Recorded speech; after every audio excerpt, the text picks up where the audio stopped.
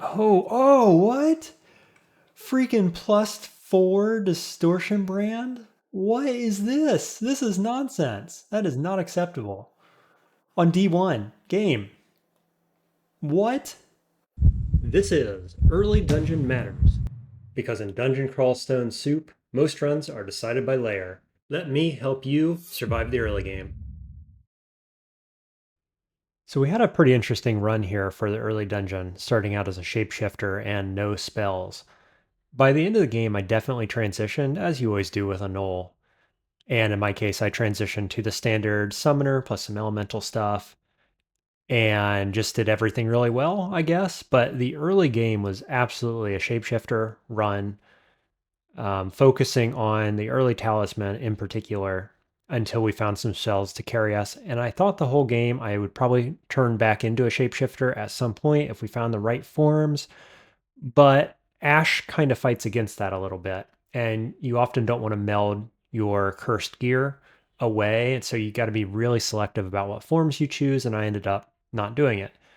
So this is, I think, probably the best shapeshifter, and kind of the game plan with a good shapeshifter is you start out with your forms and you figure out something to transition into, unless of course you find your tier 3 form relatively early on and know what you're going to do next, which I did not in this game.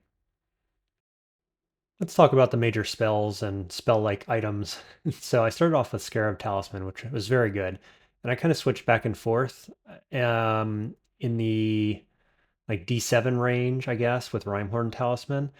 And I much preferred the Scarab Talisman for some reason. I liked the extra body and so on, and I was only using the Rimehorn to cast Ice Beast, which along with Doggo was my first bit of summoning and the first spells basically they got online. Then I used Battlesphere to carry me through kind of S branches, early S branches anyway, before transitioning into the full summoning package with Sphinx Sisters and Summon Horrible Things sequentially in like late S, Elf, and then Depths. As for major items, we picked up Warlock Mirror, which is like one of the top 2 shields in the game easily, so you're never saying no to that. And then I picked up this interesting helm which had snipe on it. Never mind, it had the regen and resistances, but the snipe ability gives you 50% damage against sleeping enemies, for example, and other debilitated enemies. And I was using that quite a lot because Gnoll's train throwing. I also happened to find a throwing manual, and so my throwing skill was pretty good. And I was doing that to open up fights a lot of times, just throwing a boomerang or javelin or something. And a lot of times I just one-shot stuff like a stab. And then we got this nice amulet with some mana regen. You know, this is basically my favorite amulet in the game, so I'm always taking mana regen. Here's my first playthrough of the Shapeshifter background ever, and I'm just kind of learning as we go. Hope you enjoy. So I have been wanting to get a game in with the Shapeshifter background, and I haven't done so yet since it became a thing. Now, I think the overall take on it is that it's a little under average power. And to negate that, I'm going to play on the best shapeshifter class, or species rather, the Gnoll. I'll show you why they're the best in just one second. Now, I haven't played the shapeshifter start, but I have been playing with talismans quite a lot and enjoying them thoroughly, especially a couple specific ones like Spore Talisman, for example, is very good and I love it. And I love Medusa Talisman as well. I like the Vampire Talisman and several other ones. So let's go ahead and jump in on a Shapeshifter. It's actually a recommended class here.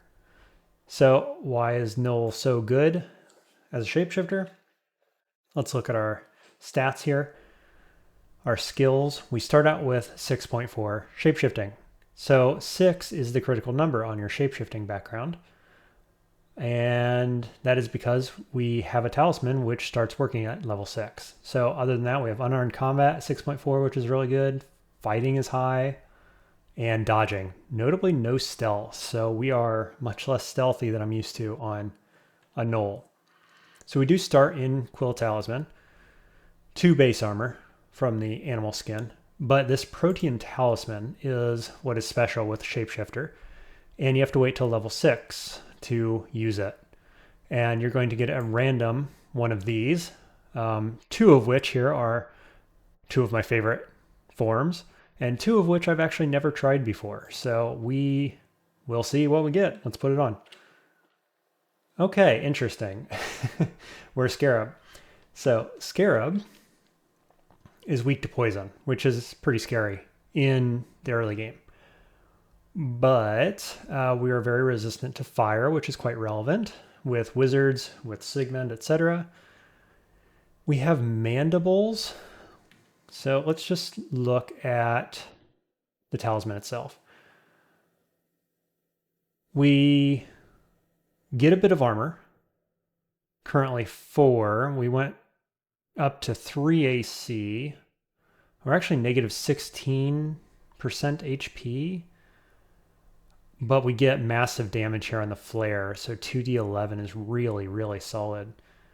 I think it's probably better than wearing Quill. We're down at 16 HP right now, so we'd only gain like 2 HP probably. I think it's worth having this on. Yeah, and then we have the mandibles, huh?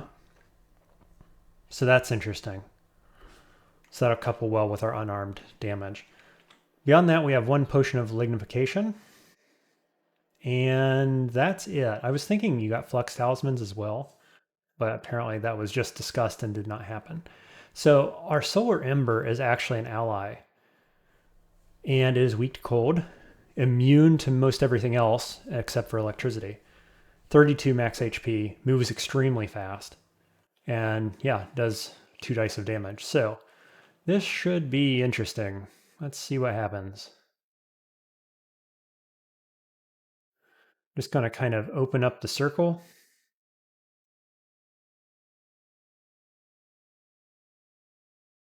I'm a bit nervous, I have to admit, being weak to poison. That's the only thing. That's why I think probably if you get the choice, which you don't, I'd rather have Spore or Medusa at this stage. But beggars can't be choosers, as it were. And here we go. At least, at the very least, as a Gnoll, we have our Protean Talisman online, right? It's a pretty big advantage over the other species. We're not weak to cold. My little sun friend is. Now, is it going to attack or do I need to position somehow? Let's find out. I can step through it and it's going to stay next to me. So I'm just going to pass turns. How does this work? It can see invisible. That's huge. It flies. Let's read. A mote of intense light and heat manifested by a sun scarab, linked to their essence and will never leave their side, being reconstituted time and time again whenever it's extinguished. Some myths claim that when the sun shone down, which shines down upon the outside world, was once carried around by such a scarab. So it doesn't say that I have to attack to make it work. But I'm feeling like I do. Transforms you into a scarab. Insect that carries around a mote of searing heat and light, like a tiny sun. It burns adjacent enemies whenever the scarab attacks. Right, okay. Can be healed by swapping with it. Interesting. In addition, the scarab's own mandibles can reduce enemies' fire resistance, and fire spells are easier to cast. Neat. Okay, I should have read the rest of that then. But okay, here we go. So we're going to step beside and attack a couple of times. I should have slowed down there for a second, but it said your solar ember blazes with fierce heat. So I suppose it didn't attack that time. And then the next turn, when I attacked, it engulfs the endoplasm. Okay, curious. I will keep exploring. Oof, okay. Well, I'll tell you what we can do is something like this. Okay, so I hit, I kill. Solar Ember grows brighter. Dude steps in, I attack. Solar Flare engulfs. I pass turn. It charges up, it engulfs. So, okay, it's like every other turn, basically. Interesting. I like it. I think. Let's see, all weapons and armor, as well as mutations. Okay. So, I'm just going to wait, attack. Okay, so I actually have to move it into position, it looks like. It's not going to move there for me. But look at that. It kept its charge for a few turns after I turned it on. So that's certainly interesting. Stab. Yep. Neat. What do we got? Che Zin Zom. That's a no for me. I'd take Zin, obviously. I wouldn't even be against Che on a Gnoll, but I don't like Che, really.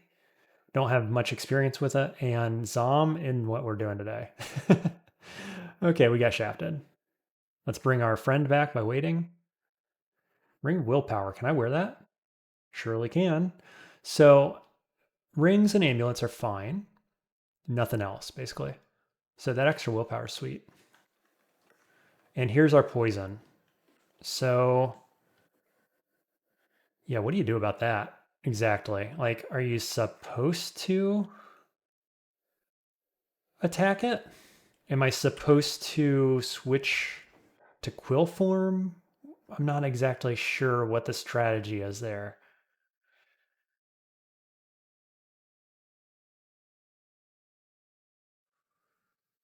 I think let's go a different direction. That's what I think. Reach level 2. Yeah, we don't have any spells at all.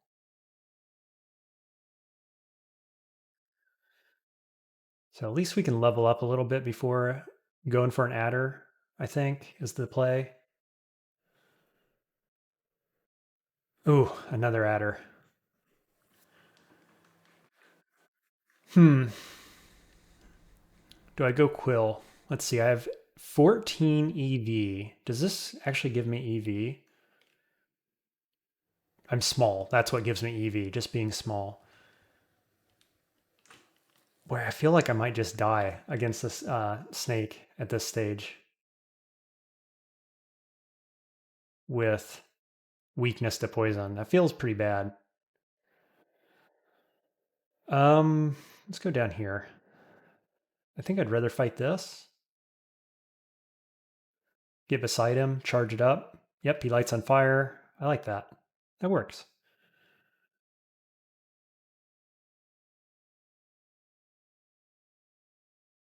Didn't mean to actually step around him like that, but there you go. Yeah, so it's a game of positioning, that's for sure. So attack, he's weak to fire, blow him up. It's pretty cool. Like, I kind of like how it works. It's I like positioning games in DCSS, like positioning based tactics, if you will.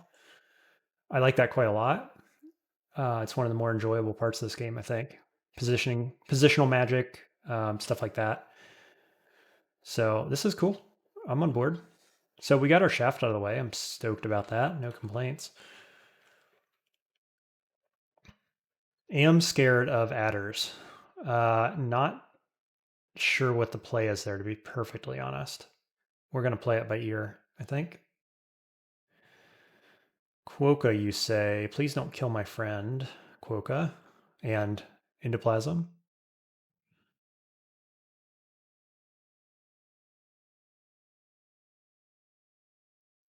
Okay. Oh, what? Freaking +4 distortion brand? What is this? This is nonsense. That is not acceptable. On D1, game. What? That's like the worst null I've ever seen. Easily. Freaking ridiculous. And I've got no stealth on this character. 1 pip. We just got stupidly lucky having him not wake up. Jesus. I feel like they probably shouldn't be allowed to spawn with Distortion brand on D1.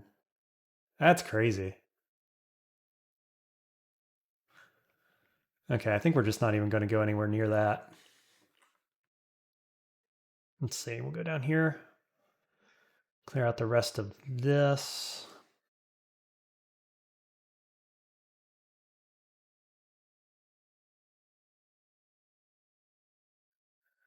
Like, I've got enough damage to kill him, but at best, that's a coin flip. I mean, Distortion Brand is quite a lot of damage.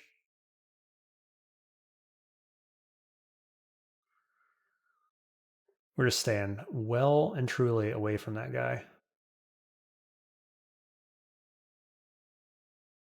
Snake and Kobold.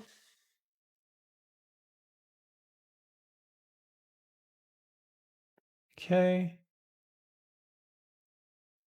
Just getting all the experience I can on this floor other than that freaking Gnoll.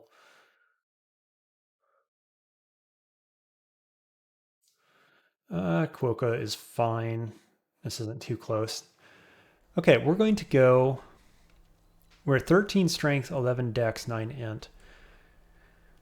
I'm going to raise int, I think, because we're definitely going to want spells at some point of some kind. So we'll raise up int a little bit.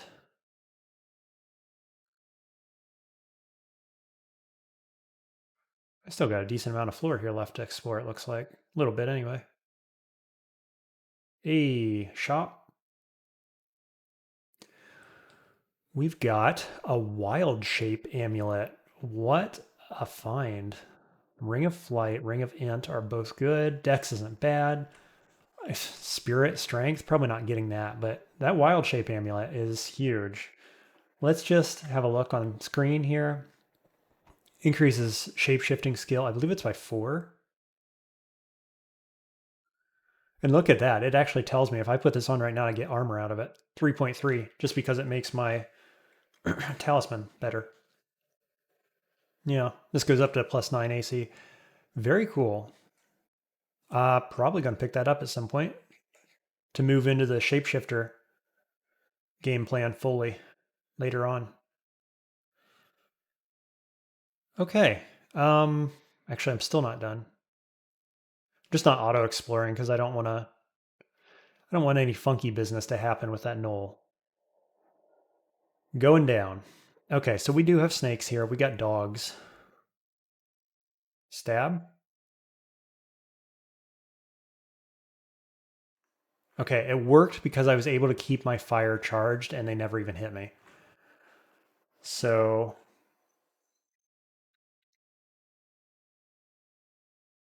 yeah, so I hit it and then the solar flare engulfs and engulfs, like it's an AoE, right? So it's killing multiple things. I missed the jackal, but that charged it anyway, right? I didn't have to get the hit to charge it. And then the next attack, I believe, stripped its fire resist. I did hit it. Almost dead. And then the thing blazes it to death. So, yeah, neat. Big fan. So that was 2 adders down. I've got 1 more adder down there. So let's not get too ahead of ourselves. I have a helmet and a leather armor. Not worth changing forms for that, certainly.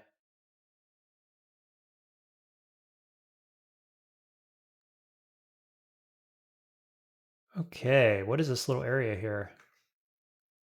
Just gonna let them come to me. AoE feels good. That was 2 goblins, so obviously I'm perked up about Robin coming around the corner. We don't want that to happen. So I've got a nice summon here. And I mean, I like that. I can't like focus train anything, obviously. I am a Gnoll. But 58%, I mean, maybe. A dagger of distortion. What is this game? What is this seed? It's absurd.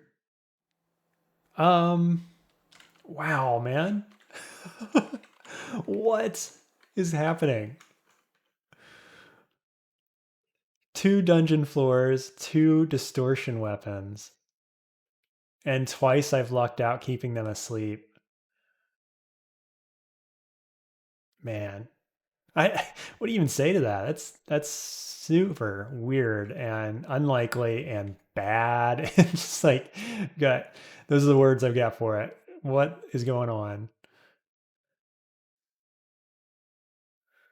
Like I really don't want to wake something else up that like shouts or barks or anything like that. Okay, snake coming. Swing, swing. Nice. Yeah, I mean, the fact that it charges up, even when you miss, is huge for damage output because you are going to miss sometimes, and it does take that turn to charge up. So you don't want to waste that turn, right? That would be bad if you were to waste extra turns charging it up, right? So that's pretty nice. I like how that works. I'm a pretty big fan of that. Got a whole bunch of singleton scrolls and singleton pots. So that's a bit unfortunate. Not going to be using them just yet. Okay, so we've got multiple orcs here. I think I'm going to fight it. I've got willpower on a ring, chance to confuse 21. We are resistant to fire, and my orb can see invis. I'm unsure if this is a good idea.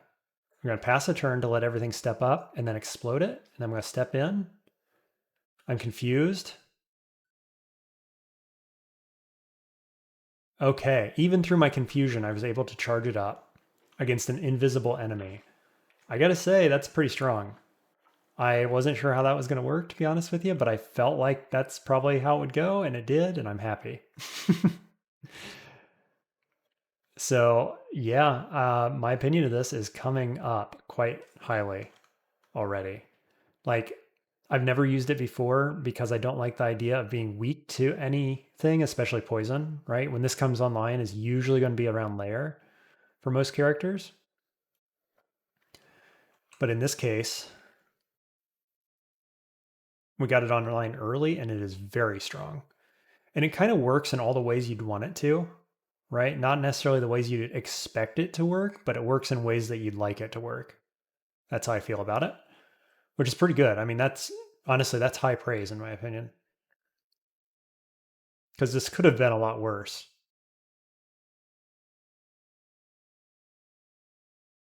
And it triggers often enough that you don't have to worry about poisonous high EV enemies because it never misses even if you do.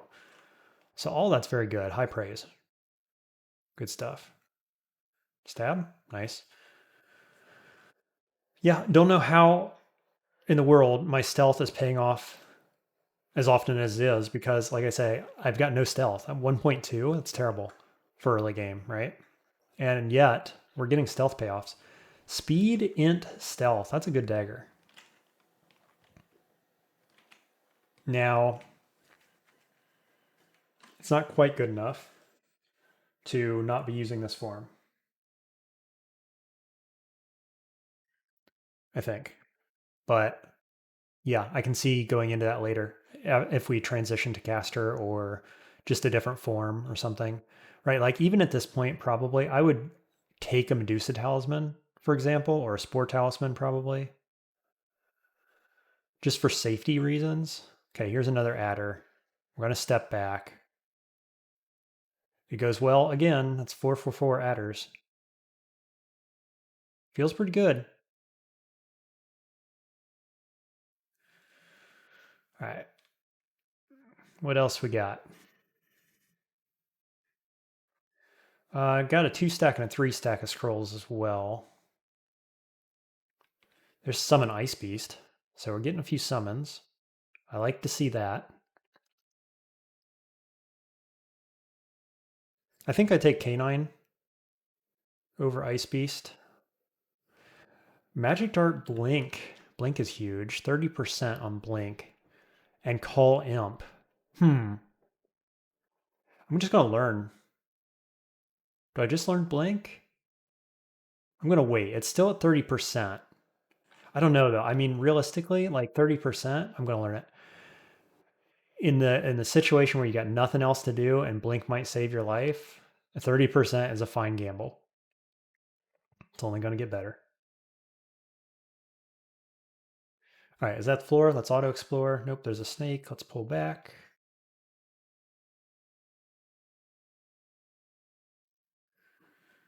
Okay, done exploring.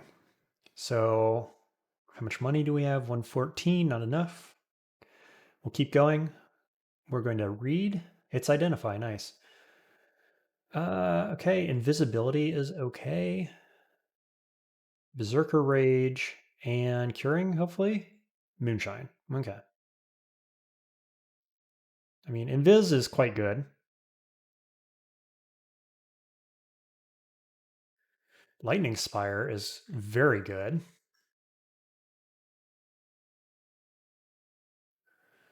Surprising Crocodile. I've got like almost a full summoning book. 30% on Imp. Um, these are going to take a while. Need to find Ash. Is this going to be Temple? It is D4.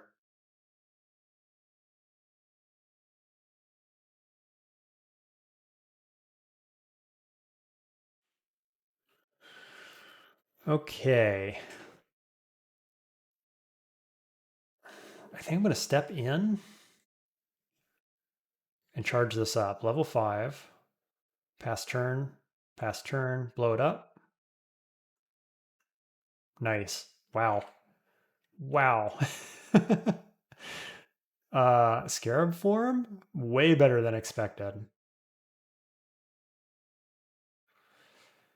Okay, that's a little awkward. Let's see if we can get the positioning correct here. And then I'll yell. Cool. 5 for 5, 6 for 6 actually on adders. It's quite a lot of adders. Probably these singleton corridors like this, the one wides, are not the place for a scarab to be lurking around optimally because you get a fight and you can't shoot your shot, you know? So do be careful in those areas. Honestly, potentially just avoiding them seems like a good play when you can. Early dungeon is kind of hard, but a bear, you say? Um, what's your base damage? 27 plus Berserker Rage. I've at 37 health. I mean, I don't have teleport. I blinks at 28. I've got this charged up. It probably survives. Wow. Okay. Okay. We do want to pull back now, I think. Um, there's not a lot of. I guess this might be an okay place to fight over here, and that's going to block line of sight for me.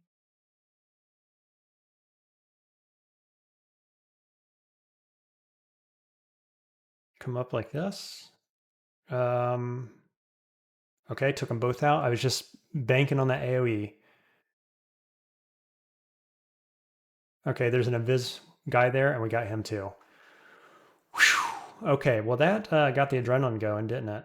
But it worked all the same. I'm impressed and surprised and all the rest. Same game plan, do the thing. What a fight. What a fight. There's resistance. That's a thing. We like seeing that.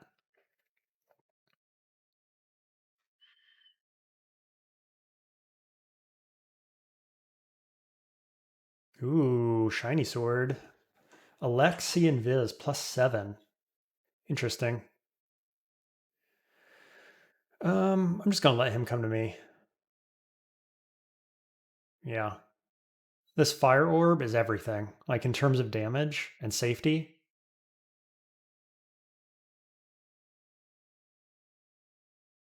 Boom. Boom.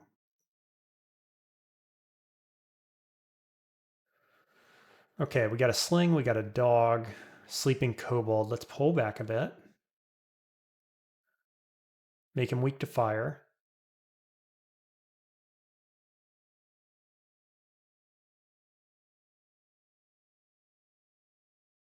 Okay. The little dance we're doing here is working quite well, I have to say. Gnoll pack is a little scary Is it more scary than the bear and the orcs earlier? Probably not, unless they have some kind of crazy branded nonsense. There's a halberd. That's a little scary because he's not going to want to step up. Did I pull one and did he yell? He did shout. Okay. Here comes this guy.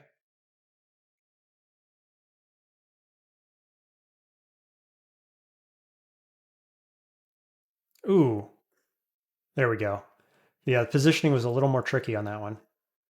I had to take an extra step more than I would have really wanted to, but got it done.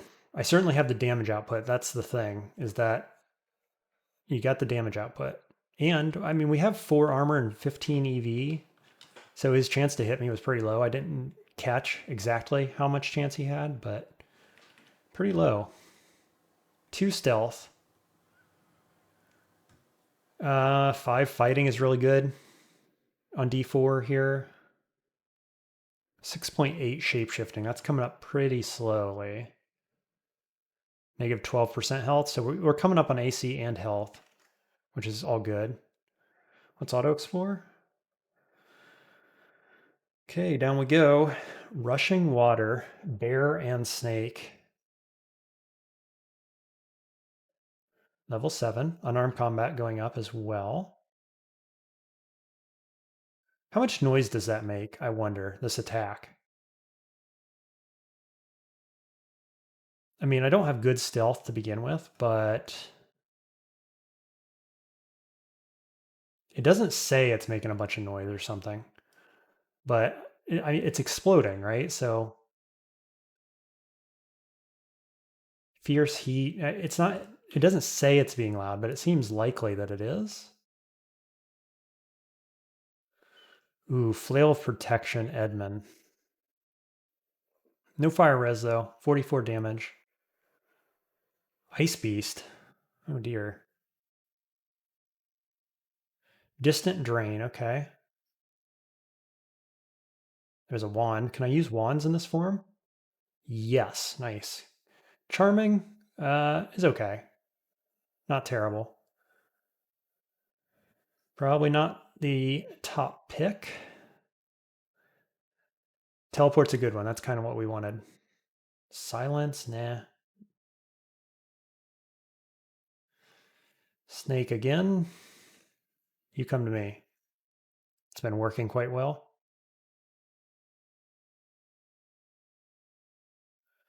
Doggo. Ooh, this is going to be our sewer. Ooh, double freaking these guys.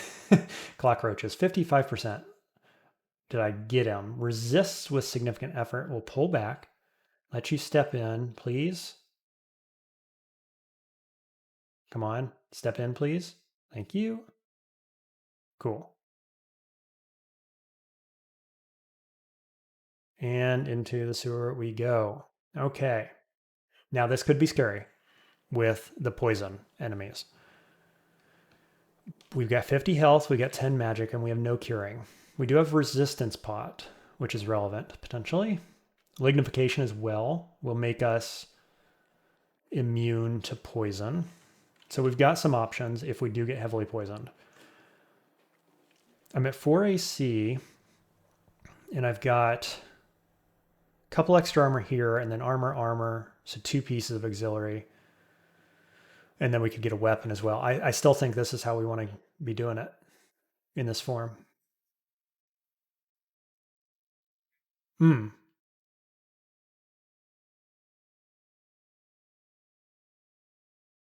Okay. That worked. I didn't want to fight in the water, right? Because you have lower accuracy and so on. You're slow. So got the positioning correct and won the fight. Now Orb can fly. So Orb does not care if it fights in the water. This is a little awkward, isn't it? I guess against rats we're okay to fight in water. Look at all those snakes. Hmm. Okay, that works. Oh, that works very well. Come at me, bro. It's so good. It's so strong at this stage in the game. My God. I should have just stood there and yelled, is what I should have done. So I did. I yelled. Pull one more enemy here. And more.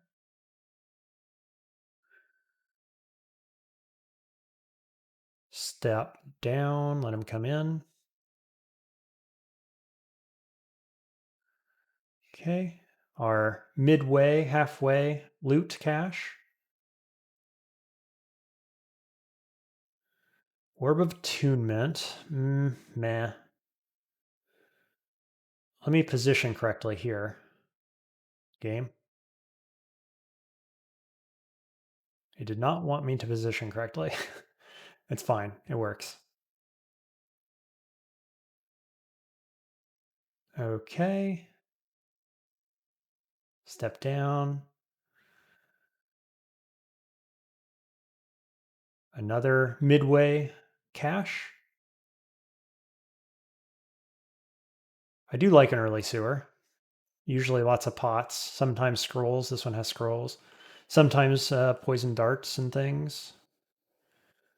This could be a little sketchy. No, I guess our damage output is sufficient for double frogs and a ton of snakes, despite the poison weakness. I would not have guessed. I would not have guessed. Another resist pot, a haste pot. That was stupendous. Okay. Wow.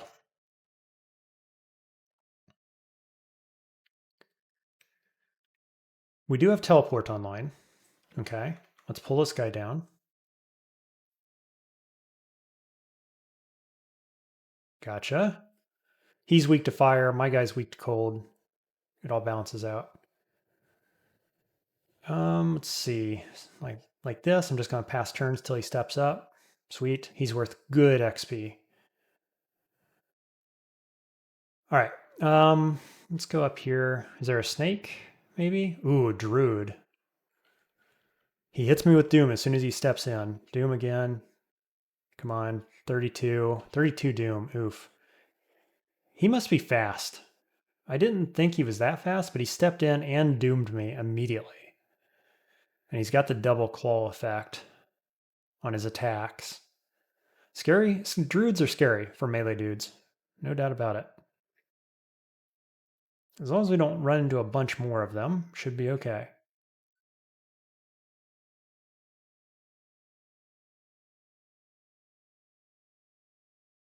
See who we pull.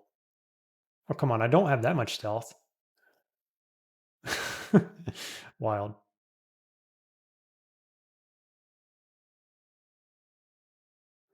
Okay, what's the play here? I don't like have poison darts or anything like that. So I guess we're just fighting him like normal. We'll finish the rest of this. Nice stab, stab. I'll pick trident, sure.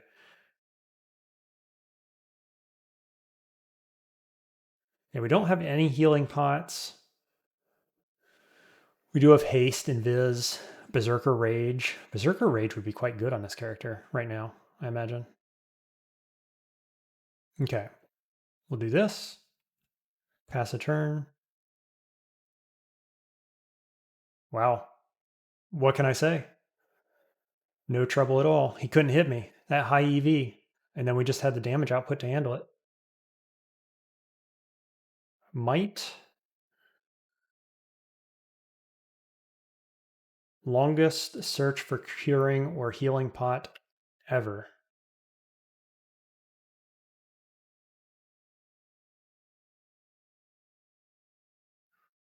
I am fire resistant. Let's go get him.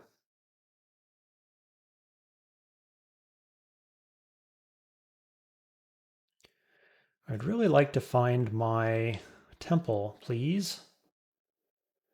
What's your damage like? 41.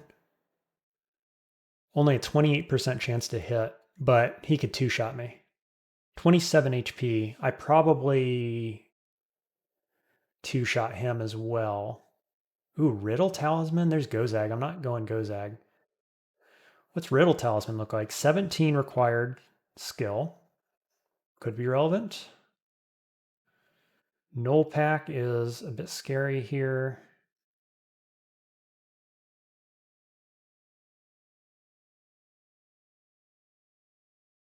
Wow, I'm just passing a bunch of turns and he's not waking up.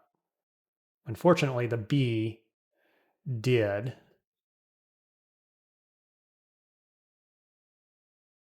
I'm just gonna hope they can't hit me.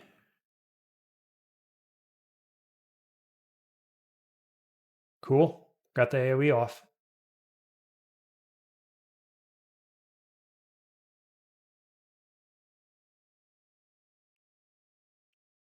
Finding our poison ring on this character right now would be so good. Get the stab and the build up. Nice. A temple. We've got Orbs of Winter. Ash, please. Thank you. Don't mind if I do.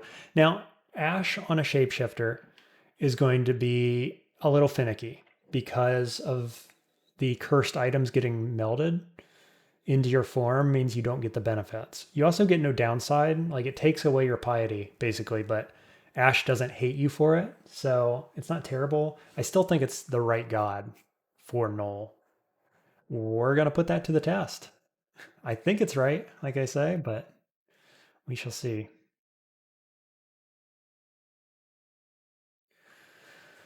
Whew, water moccasin. Wowzers. And the Gnoll packs over here as well. Dog and Druid. I'm down to 20% Doom. That dog's going to bark.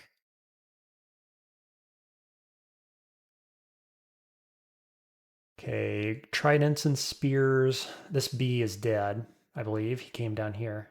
This guy, if he wakes up, that could be bad. Okay, one of them saw me. Is this where we want to fight? The problem is that they've got their spears. 58%. Let's try to get him. That'll help. Now I got a fighter in the back line. I'm going to step back and then up. That one in purple has a throwing net. Double kill. Very nice. Ooh, there is another bee.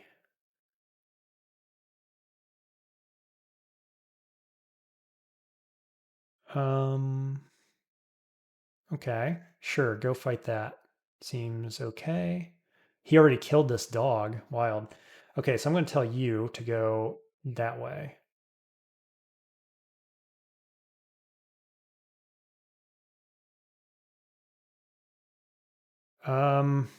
Okay, stop and think about my positioning. 19 max damage, that's painful. So I need to get this beside me and him.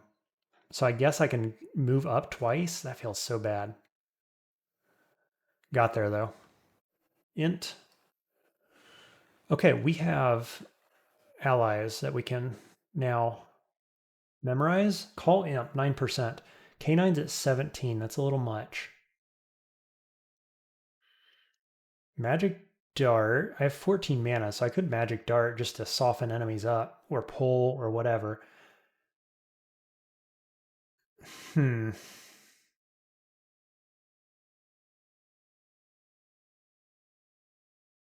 I think we're going to wait on Dog, actually. I'm going to learn Magic Dart so I have something to pull with.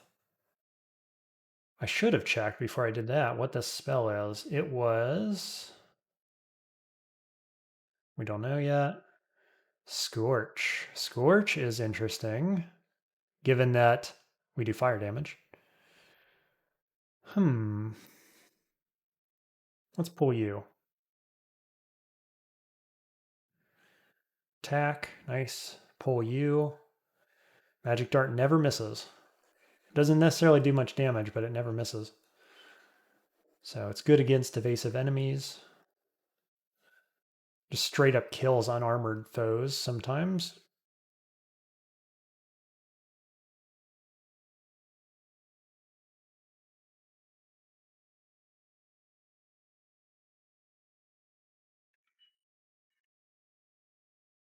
I'll regular Quill Talisman.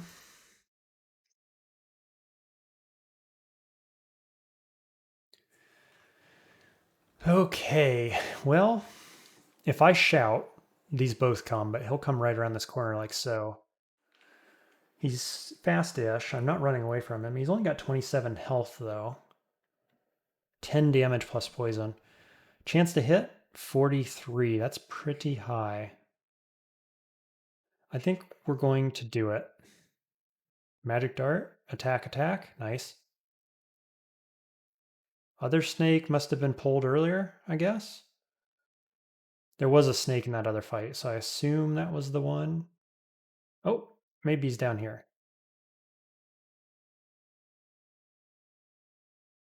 I just let my orb tank for me. That works too with Magic Dart. Not bad. 16%. I'm going to learn it. Do we try to get it cast before I engage on this? Yes, is the answer. And then Magic Dart a couple times. Go get him, doggo. Switch. Let dog do some fighting. Nice. Oh, it's so good. What is the EV on this thing? I assume it was, yeah, he's got triple pips of EV. So I assume it was swinging at this, the ogre was, and missing. And so dog just tore it to pieces. Fantastic. Great stuff. Do we want Scorch? I kind of think we do, honestly. Because we can kind of like use that same tactic, right? Stand behind the orb and Scorch over top of it. It seems really good. Let's auto explore. Looking good, looking good. Still don't have any heal pots of any kind. Let's get the stab and blow this guy up, hopefully. Wow, that was really, really poor. I shouldn't have kept attacking. That was a mistake. 59%. Game, please. Okay, I got him. Okay, unfortunately, this is attacking this guy. So we're going to go up. We're going to tell you to retreat that way. I'm going to go this way. And then I waited and he came with me. So I didn't pull him up.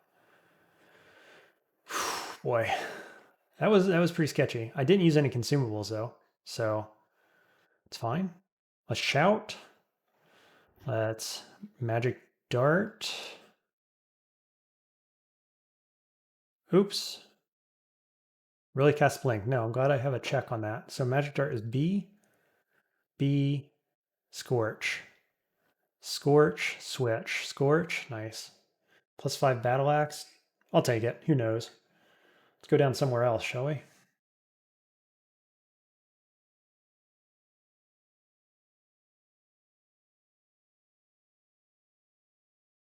Yeah, so that was definitely sketch. I was doubly poisoned, but I do have 66 HP. That's quite a lot. The armor, the evasion. We got there. Definitely sketchy. Had some bad rolls on charming. So, you know. Can't hit that guy to save my life. Jesus. Was he standing alone? Seems he was.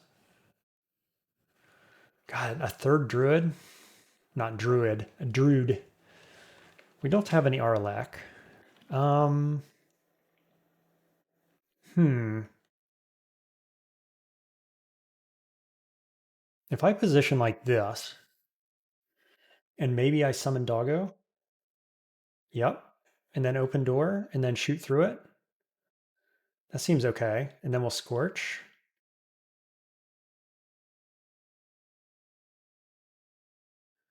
Keep doing this thing. Doom is at 10. Let's switch with Doggo, and then I'll Scorch over top.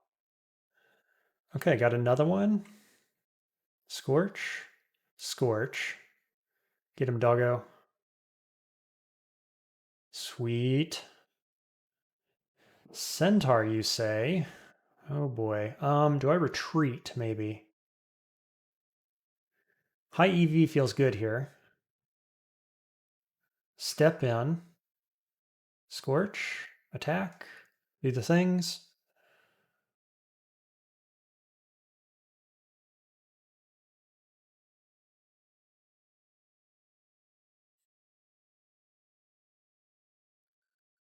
Another ogre, you say. Doggo? Sure, you can run in. Nice, Doggo just clears it. Easy peasy. What do we want to learn? Nothing quite yet. I'm looking at both of these probably. Croc and Lightning Spire. What's our wand? Digging? Okay, I can't complain about digging. Still got Doggo online. Who knows for how long. This is not a good engage. Maybe this is better?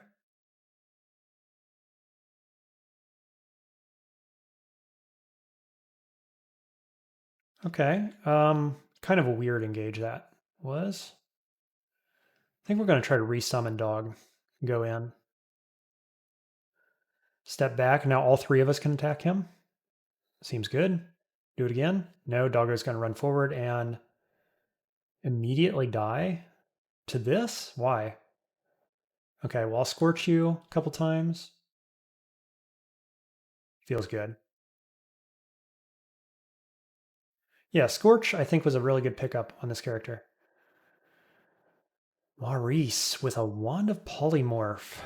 12%. Not a huge amount. Does a decent amount of damage, though. There's so much loot in this room. It's hard. It's hard to not want to attack him, but I think we're going to move on. Maybe I can get a better engage. Oh, geez. So many uniques and everything else. Down this way. Summon Doggo. Okay, that works. Now, dude has Smite. So, Scorch, Scorch, Scorch. Oh, Scorch doesn't work anymore because butterflies. Oh, I can attack the butterflies to get the orb to fire off. Nice. Okay, Orb of Stardust and Trident of Draining. Gotta say, I'm wishing I had a different talisman because I like Stardust. I like Draining quite a lot. But also I could use Int and just be a summoner type dude. I don't know. We're getting close to that. This is still going fine, though. Ooh, this guy does a lot of damage. We got two guys that confuse. Yeah, that's too much damage. Can I Scorch here? I can. Nice. Okay, kill you. I think we reset this one now. We got the confusers out of the way. Where was that? All the way up there? Okay.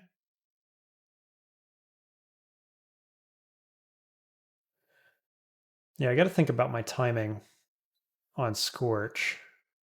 My mandibles also strip away fire res. So, you know, it's a chance-based thing. I've got to hit.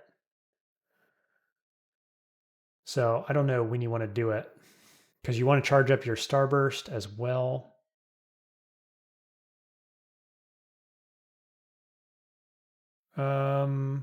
Did I heal him?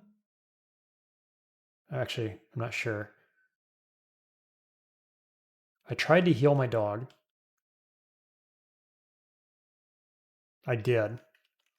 And it's still at that level of health. Okay. Well, let's get it like that. Ooh, Maurice. No. Why? Why Maurice?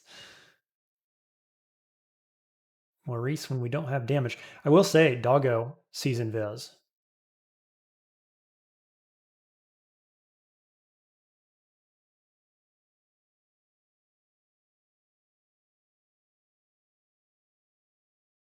Okay.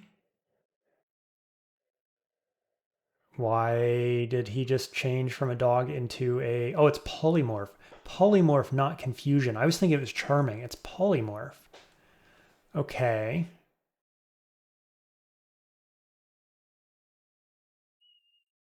Interesting prospect now. What do I do? Step behind, probably. He goes in Viz. I think I retreat. Do I? Or do I step up and attack? Let's attack. Yeah, nice. I just wasn't sure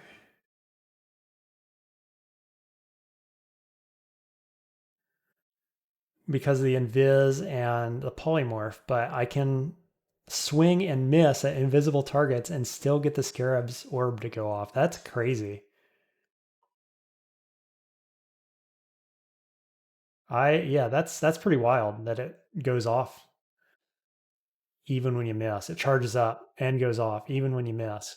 Wild. Oops. Okay, let's go get a necklace, shall we? Detonation catalyst is probably a no from me. Whoa, that's an amulet. Too bad it has negative int, but gee whiz. Acrobat, RLAC, Regen, C Invis. We'll put it on.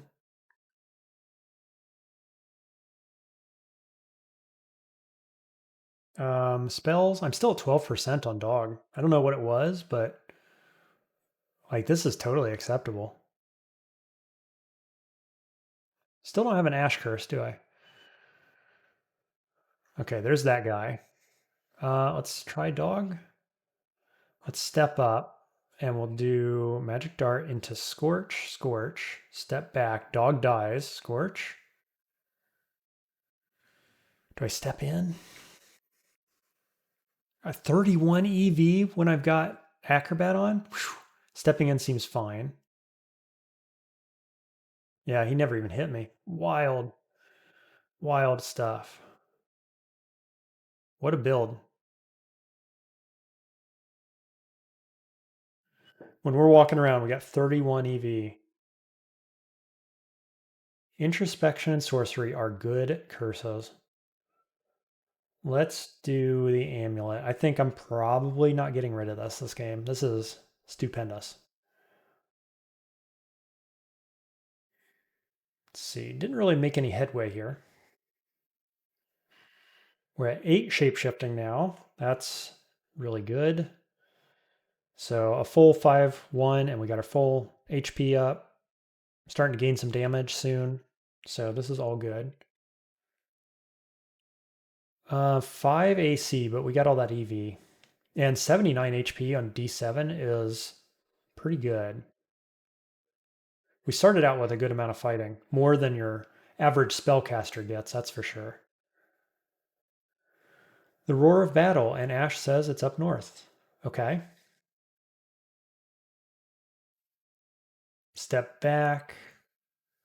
Step up. Fight rockfish.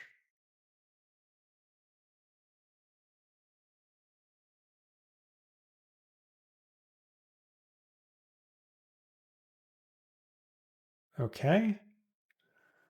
So I guess, oh, there's Rime Talisman, Rimehorn, which is also online. So if I want to switch into RC and negative F, we can do that. HP goes up by 15%. That's big. +4 unarmed. You get some armor, more armor than I have, and frigid wall damage. I kind of feel like we should just try this. Um,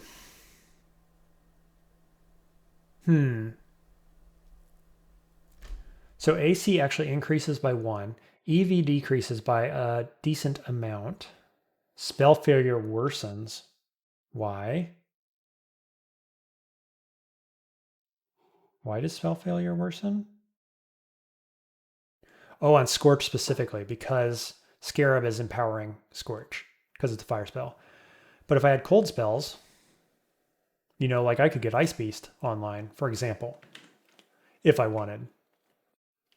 And then just do dual summons plus Icy Walls and have more armor and so on. That actually seems pretty good. Is that what I want to do?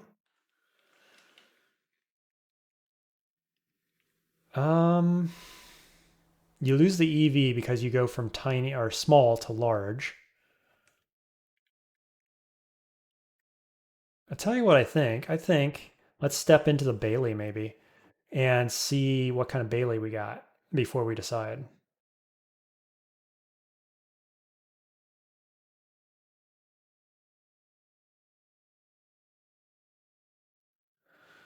A Druid. Get him, doggo. Heal, doggo. Heal, doggo. Come on, doggo. Gee whiz.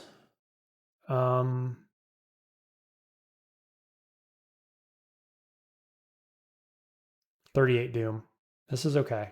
Doggo is now weak. Oh, they all got spears. Let's just plow through. Okay, I'm just going to regen a little bit, and then we're going to go in. This is a wall-based zone. I'm going to switch. We're going to do it. Okay, so we have Yak Attack. We have 6 AC now, 90 HP, which is quite a lot. Ice Beast is super duper castable. Let's learn it. And Dog is still at 11. Plus we have Scorch, which is online. It's fine. I like this. I think this is fine. Now, timeout on the playing field. Let's read and make sure I understand how this works, because once again, I've never used this one. So cold to the touch that ice still clings to it.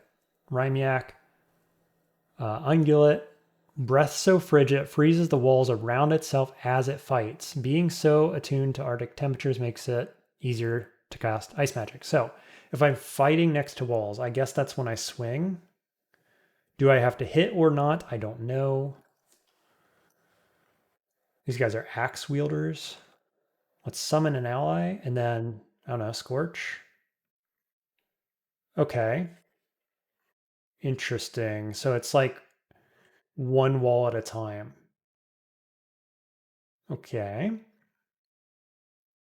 Dog, Ice Beast on E. This is going to have a Wyvern Rider at the end, I believe. Oof. So we've got the darn... This guy with the glaive. 62%. I might just take him. Resummon Ice Beast. Let's step in. Attack. Just keep going. Okay, I stepped away and they're still cold. That's cool. Oh, let's let them do that. Scorch. Step in. Attack. Okay. It's fine. Felt fine. Not sure I like it better than Scarab, to be perfectly honest.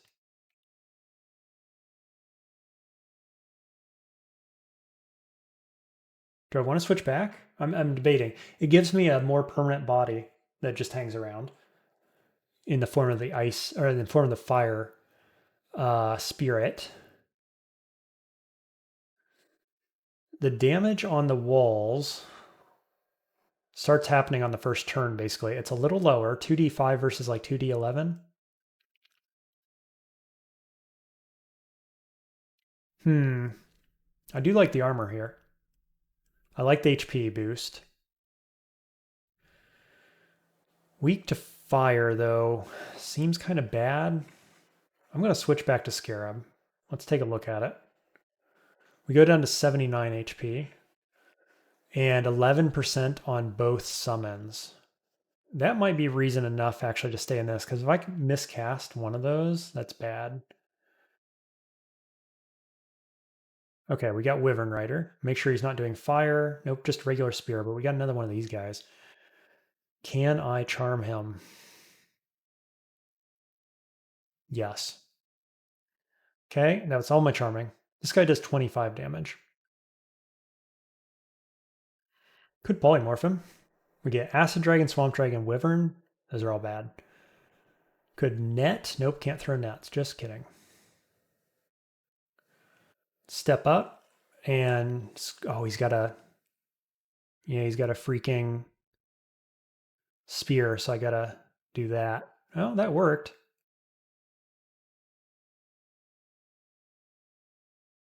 Okay. Now we just got this guy. Recast that. Recast that. And we get him. Okay. That worked pretty well. Positioning, I think, on Yak is going to be a little harder, isn't it? Let's close that. E, C, stand next to wall, go to town. 2 Wyvern Riders. E, step, step, make cold, make cold. Let's step back. Again, step in. Boost dude. Attack.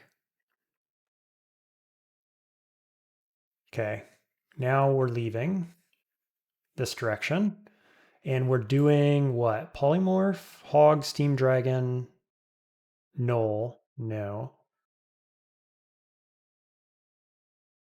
I've got 25 HP left and he does 17. So I guess we're just running and letting summons do some work here.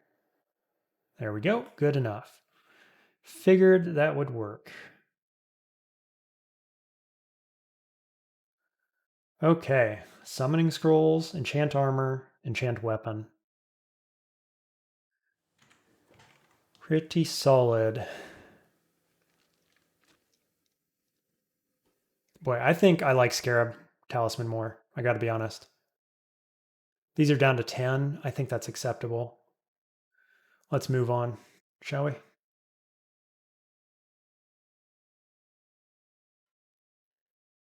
Hey, there's Pro Fire. Does that change my calculation at all? Because now Rime is no downside. I keep switching back and forth. I think it changes the calculation. Ooh, double-headed.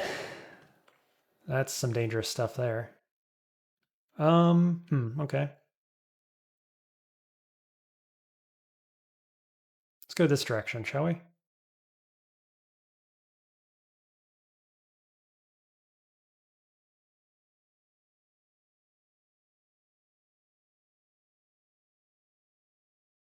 Still need healing pots of any kind. Optimally.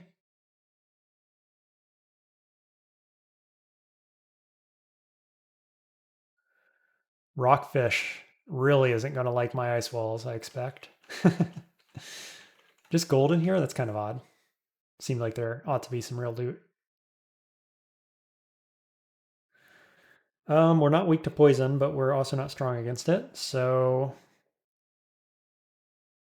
make allies. Attack.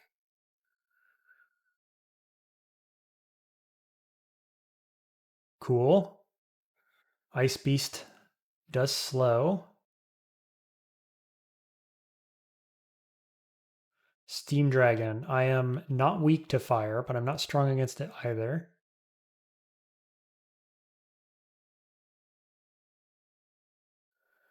Cool. I'll pick up the scales. I'm getting close to the point where actually it might be beneficial to not be in a form. Yeah, you live in that ice. Let me know how you like it.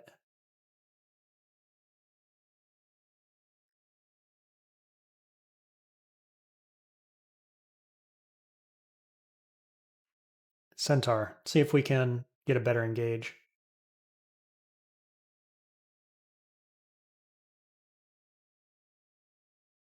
Okay, that'll do.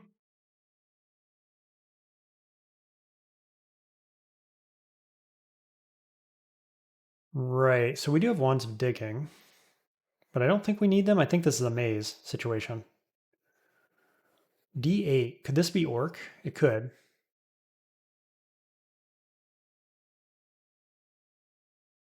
I think it's not.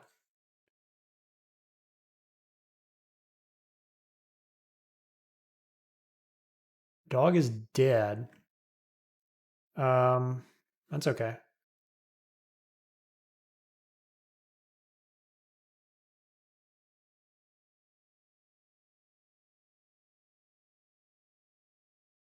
Okay, ogre in the open. Two-headed ogre. How much damage does he do? Let's check.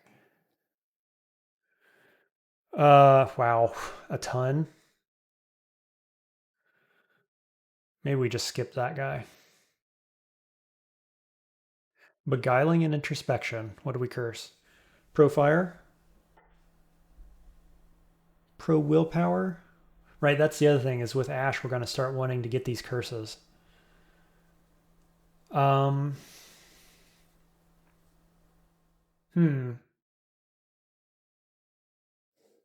Let's think a minute before I start cursing stuff up. If I popped out of my form, I would lose cold resist. I'd probably go into Steam Dragon Scales, which is 0 encumbrance, and I'd get 1, 2, 3 auxiliary pieces of armor. And probably this dagger of speed, which gives stealth and int. Spell failure improves. And then we probably look toward getting these 2 spells online. Right, introspection is going to help that. I think that's the play.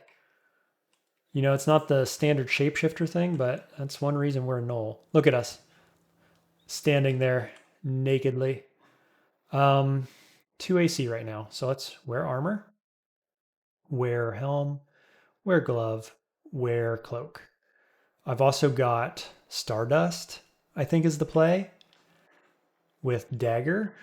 We could also do attunement, but we don't have a staff. So attunement does not work without staff, I believe. Yeah, has to be worn alongside a staff. Yeah, so that feels pretty good. Let's see. We're R fire, R Alex, C invis, 1 willpower, 4 stealth now. And 8% on the summons, 26 on these. It's pretty good. 19 mana.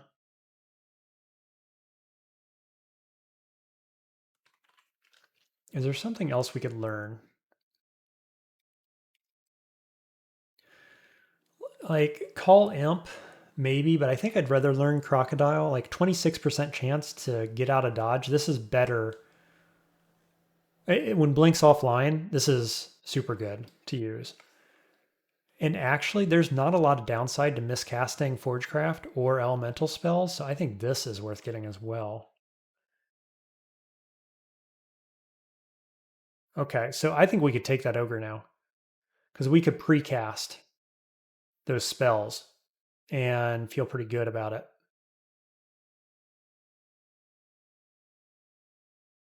So we precast Ice Beast.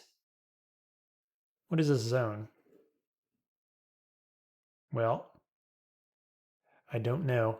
Vampire. So, okay, we want to cast a big spell, but the best I got is probably Dog. We do see Invis. Do I want to try to cast Lightning Spire, or do we just fight this? Let's try it. It's not going to hurt too bad, right? Oh, yeah. Only Dog and I can see Invis. Let's Scorch. Scorch works well. Oh, I didn't curse. So I want to curse. I have lots of options now. Introspection and Beguiling is a good one we probably want to keep for a little while. The weapon is the last thing you want to curse, kind of. So I'm going to go Pro Fire, which is what I would have done anyway. So we've got Enchant Armors, and we've got 2 experience pots, huge. We've got 3 heal wounds and no curings. Wowzers. How do we end up with no curing? That's wild. So I'm at 89% on XL11. I'm going to wait. I'm going to level up and then drink experience after that.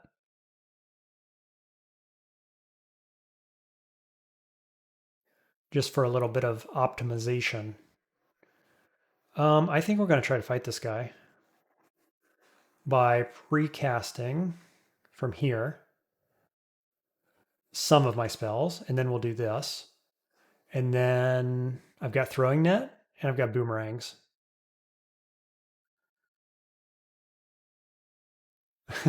So that's Stardust going off. And we got him. So that leveled me up to 11. Now we're going to drink our experience pots. Level 12. Level 13. And we're down to 10% on these from 22. Beautiful stuff. Shapeshifting at 9.6. That's pretty good. 10 on fighting. We're at 103 HP all of a sudden. We just got a massive boost to power. Yeah, feeling great. Negative 70 HP, so we don't want this yet. I don't know if we ever do. I probably want something that's more like Medusa, Spore, Vampire, stuff like that, that doesn't meld a bunch of items. Sandblast. Maybe. I mean, I like Sandblast, even at this stage of the game. Guess we'll throw some boomerangs periodically. What's my dagger ability? Short blade 7.6, that's pretty good. Throwing is 7.6 as well. So both of those are sufficiently trained at this stage to use them. Yeah, min delay is 0.4 because it's dagger of speed. This is actually extremely good. You're a little scary. EV's 30 when I'm moving though. His chance to hit? Let's find out. Probably pretty low. 15%. G. Heal dog. Cast ice beast. He never hit me once. Yeah, so I never had to use my Lig pot to start out with because I got my Protean Talisman online right off the bat. So that's pretty cool. Lig pot to me always feels like a last ditch effort kind of thing, you know, because it locks you in place. But it can get you out of early game trouble. No doubt about that.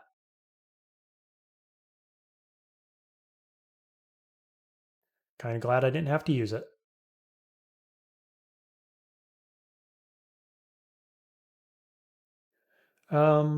G, and then we'll kind of hide behind it. Yeah, Lightning Spire at this stage is super overpowered on D9. It is going to hard carry through Lair. Let's get the stab. Beautiful. Because our stealth is now 7.6, which is a relevant number. Like, I'm not even empowering these things with Ash. This is just standard Gnoll stuff. I did get 2 experience pots, to be fair. But, like, Gnoll is just so good, man. This is why I love Gnoll so much. Okay, we got a real fight here. So, big cast first to trigger 4 Stardusts. And then our smaller cast after. Sitting on 25 max mana as well. Means we can just cast 4 days. Let's recast Spire, step behind.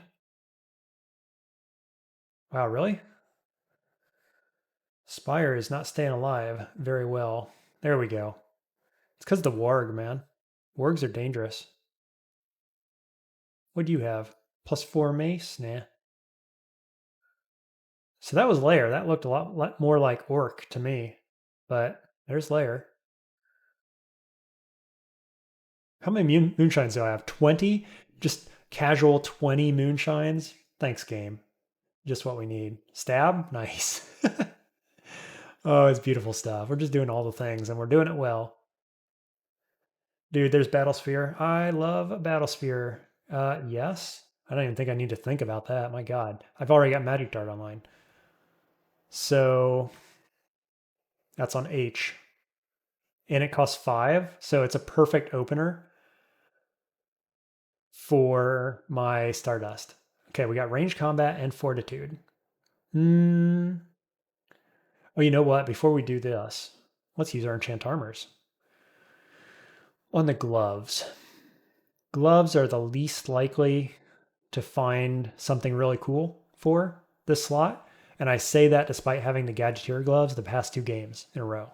But we're going to do that. Things are slightly more castable now. We've got 13 max AC. Feeling good, feeling strong. I don't know why I only got 2 Stardust out of a 4 mana spell game. What? 1+1 per visible enemy. It's not about mana. Oh, it's about visible enemies. I had that mistaken. But 43 damage? Whew, pretty good. Pretty good. What is my evocations? 7.7. Okay, let's do Battlesphere and just start blasting. Yeah. Wow. We're pretty strong, gotta say. Pretty strong. I'm gonna open with Battlesphere. And then I'm gonna go Spire, Dog, etc.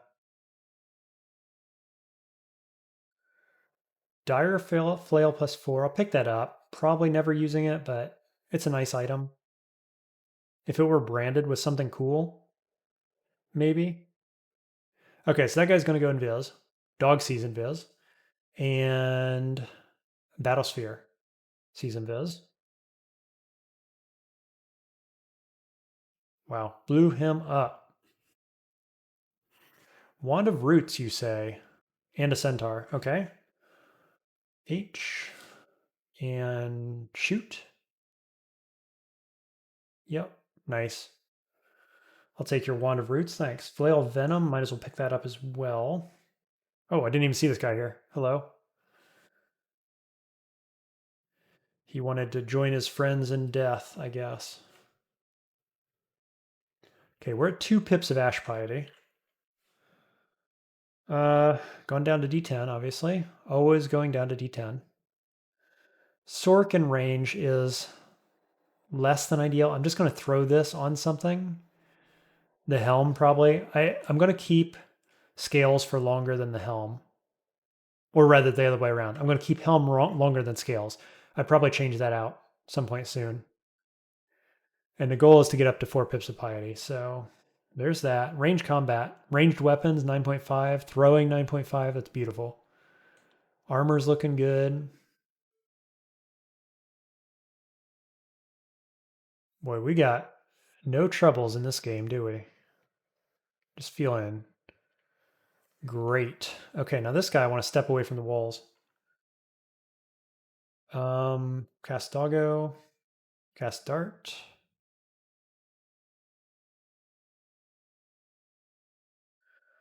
G is my tower.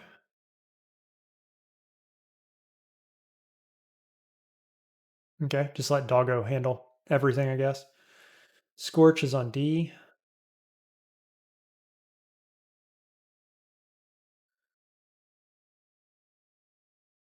What's that going to be over there? Yak Pack. The Yak Attack. Summon lots of friends. Ooh, we got a 2-headed ogre as well. So, dog is dead. We're just going to retreat towards Spire. Recast, recast. Come on, Spire. I need you to do some work here, please. We could wander roots. And then what? Okay. Nice. Probably the only misplay there was the wander roots. Did not need it.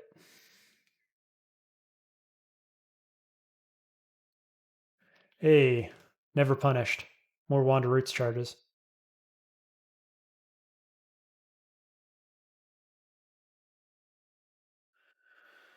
All right, we just auto explore. Hey, there's elements. That's nice.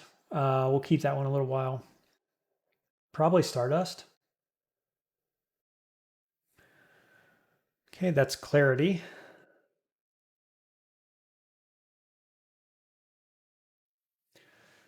Get a Stardust for every enemy. That probably just about clears it out, doesn't it? Yeah, still got Stardust left over. Man, those are good. There's a robe of positive energy. I think we're just going to put that on.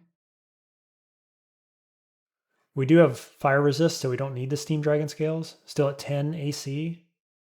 It's pretty good.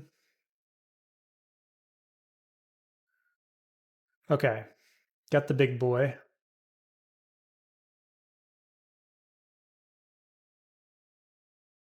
I like that the Stardust keep knocking him back. So that's helpful. Unfortunately, we did not recharge fully to make Stardust come online. Should be fine if we can stop miscasting, please.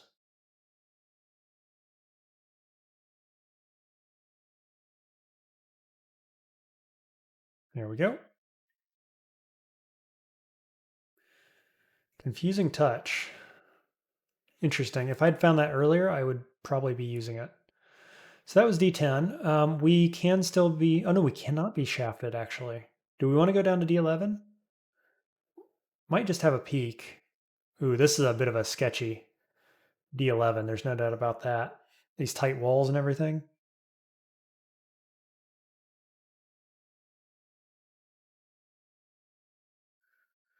Well, that's some pretty cheap experience there. Hey, good loot. Vampire. Yeah, I think we fight it.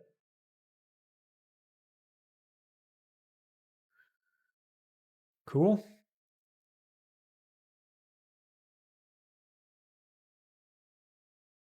I guess we should travel around with a summon, probably. And maybe it should be Battle Spear, actually. Is that a little scary? Or do we just go like Lightning Spire?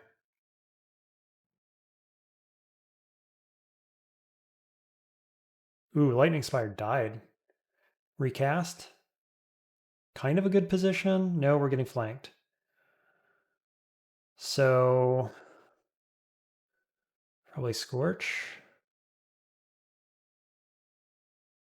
Lightning Spire again. Shoot, I wish the Lightning Spire would stop getting attacked.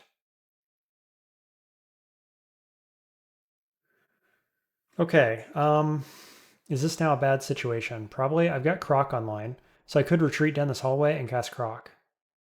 Or just like this, basically. Of course, that guy's going to flank me again, isn't he? No? Okay, not punished.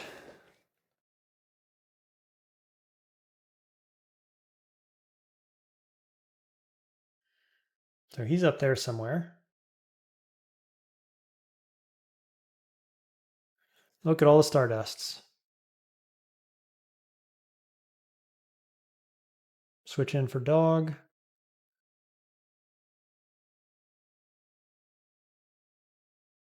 Yeah, I guess if you back up into your Stardusts,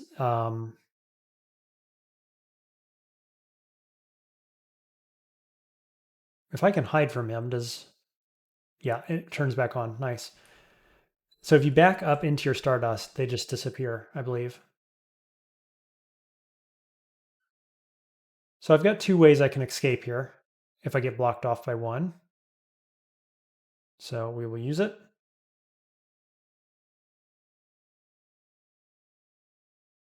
Come on, Spire, do some work, please. There, Croc does work. Good enough.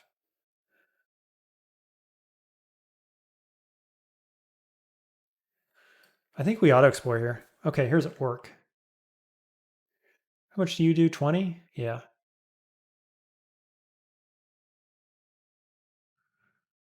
Nice. Okay, so let's go. Let's precast a couple things. And then Doggo. Step back. Should pretty much clear it out. Yeah, dude, Stardust is really good.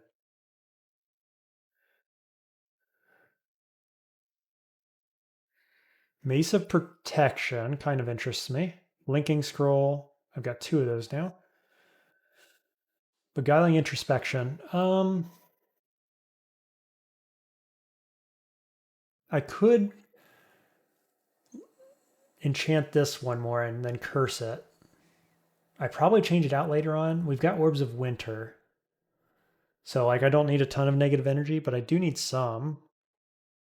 Or I'd like some, I should say. So that's what we're going to do. We'll curse it. And now we're protected against malevolent forces. And we're fully online with Ash, basically. Nothing else I want to learn right now, but the spells are very online. Okay, Scale Mail, Poison Resistance, Flail, Throwing Net, as usual. Then he's got Harpoon Shot and Sentinel's Mark at 53%. Hits pretty hard. I think I'd rather wait until after Lair for that fight.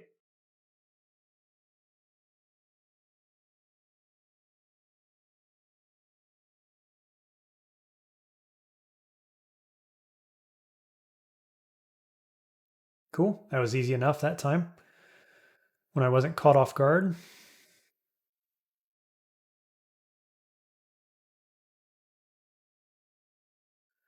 Ring of Strength. Is that something I want? Maybe.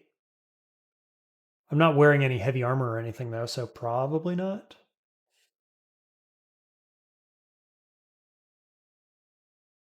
Stab.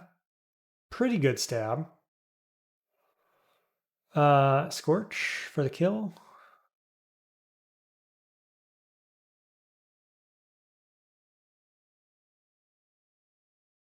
Nice. Do I want this? Doesn't do anything for my dagger or my spells, so no.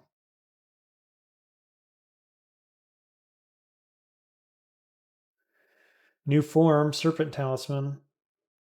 Do we want it? Min 12. So we're getting there. 4% negative HP, that's fine. Because the baseline has plus 20. Plus 10 AC. Total AC would decrease only slightly. EV decreases as well. Spell failure is negligible. Plus 5 strength, our poison. So if we need our poison particularly bad, but it melds almost everything. Wow. Boy, some of these forms are really off-putting for characters that have all their armor slots available. I think that's like kind of the deciding factor, maybe. Like if I was a Felid or an Octopode or something, I'd be stoked to get these higher power forms online. But I'm a Gnoll, and so much less so. Okay, I think it's time for Lair.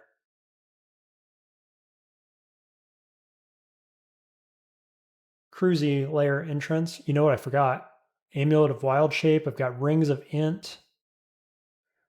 Do I want any of these? I don't have any spells I'm trying to get online right now, so kind of no. Do I have any forms that need like plus 4 or 5? Shapeshifting.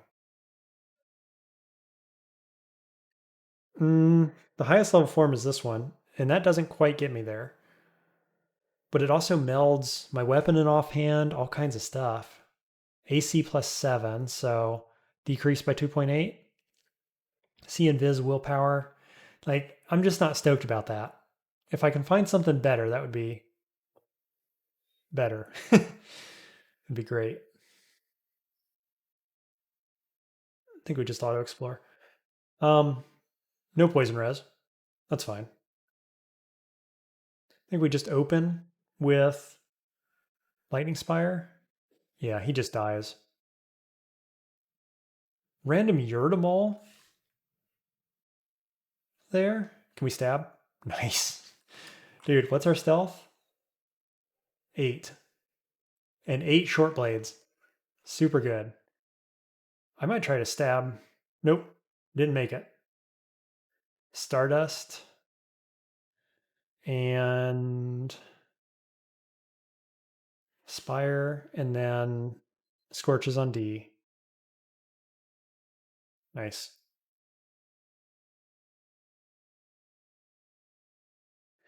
Beguiling and Fort. Let's check over what we have. I have 1 Fort. I have 2 Beguilings. 3 Beguilings. So I do not need more Beguilings. Double check what Beguiling actually does. Hexes and translocations. We're not using either of those things. So I'm going to pass on this one and start being a little more selective. We're not in a rush to change out any gear or anything of that nature. So we're just going to be patient. Oh, I was really trying for the stab there. Okay, we'll go croc. Make a bunch of things. Boy, that feels so good.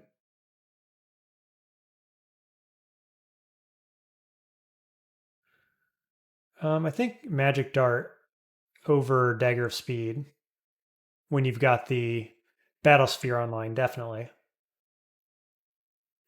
Cold Staff. Yes, probably.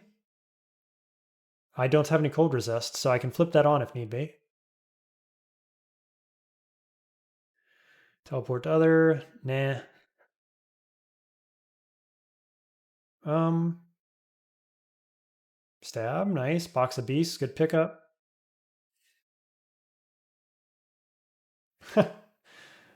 I'm in the mood for playing stabbers. I just had a stabber last run. It was great. So we're doing the thing. Fortitude and range combat. I'm going to pass on that one as well.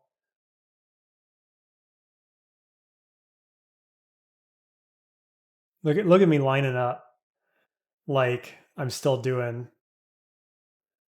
like Wujian or Rampage or something like that. That was last game. Don't need to do that anymore. That was Searing Ray. I don't think we need that. Okay, we're going to go Spire. Oh, no. Spire's on G. Okay.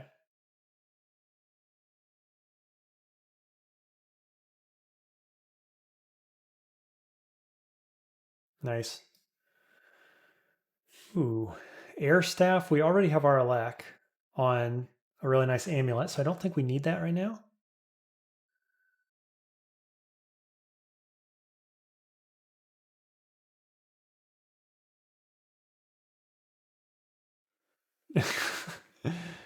Did you know I was a stabber? Because these guys didn't. They didn't see it coming. Oof, really? Miscast? I really need to not miscast here, please. Scorch. Nice. Gotta kill the Doom birds before they doom us. Devices beguiling? Boy, it really wants me to have beguiling, doesn't it? I like devices. I've got good devices. But I also have a baseline of 8 evocations, which is fine. I really need... I don't know what I need. Like, generally, I'd go elements and companions, but I don't have spells like that I'm going for. I have 3 selves so far. Maybe I take it. I mean, it's not going to hurt. Throw it on the cloak. I probably replace the cloak later. But now we can replace any curse we want, basically.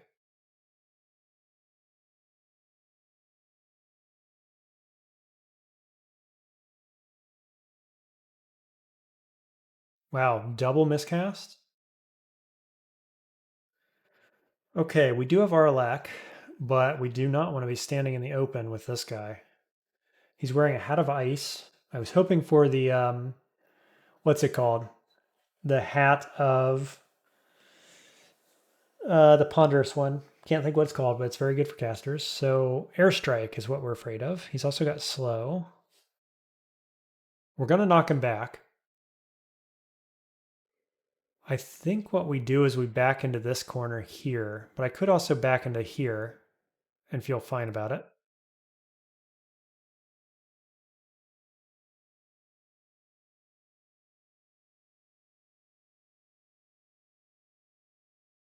Okay. I'm going to back up.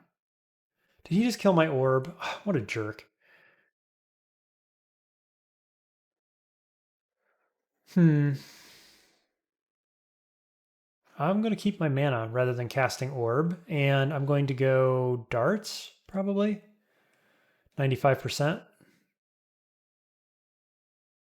Okay, he's at least doubly poisoned. Could do Box of Beast here as well, actually. With the snake coming in, let's do it.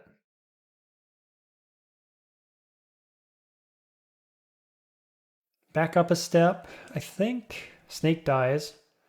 That way I've got more things surrounding me. And if he steps this way, I'll step into here probably. Let's see what happens. trying to stay near walls, but I want to keep all my allies on the screen so they can all attack him. There we go. Pretty easy, really. Pick up Hat of Ice. Current hat is cursed. What does Hat of Ice give me? Just the empowering effect, right? Yes, it's an enhancer to ice, which is just the Ice Beast so far. Orb of Guile, I'll pick it up. Elonia Mia, whatever. 25 damage, 3d24 armor base damage, 34% chance to hit, range of 3 on that. Got to keep her away from trees. This is scary.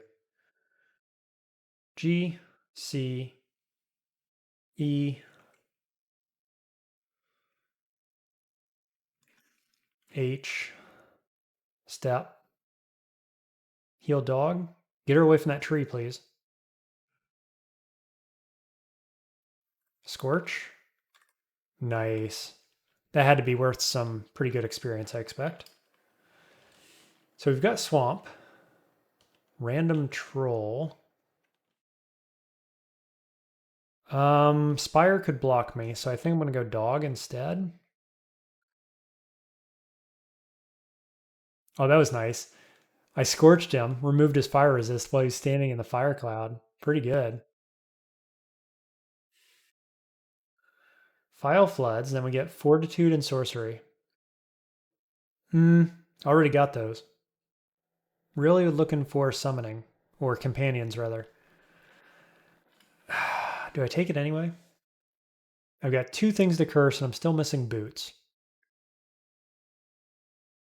I think the answer is no, because we're not going for a spell in particular and we're feeling fine otherwise.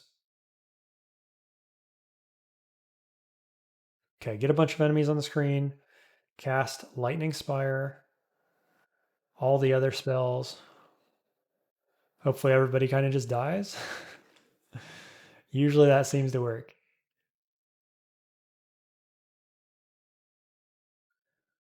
Just looking for anybody to fire conjurations on here to get the battle spear to go off.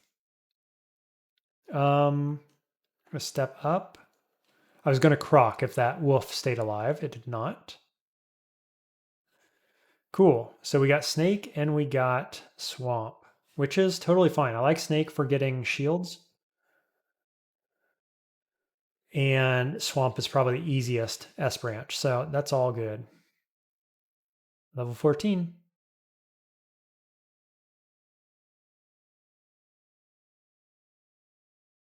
Cool. We're just cruising. Feeling good. Have lots of ways to get things on the screen, allies on the screen, bodies, whatever you want to say. And feeling pretty solid about it. I mean, look at this. Look at all those stardusts. Crazy.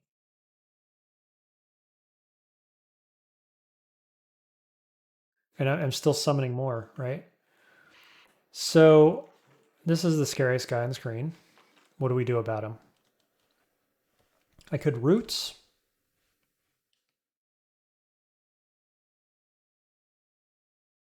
What's polymorph look like here?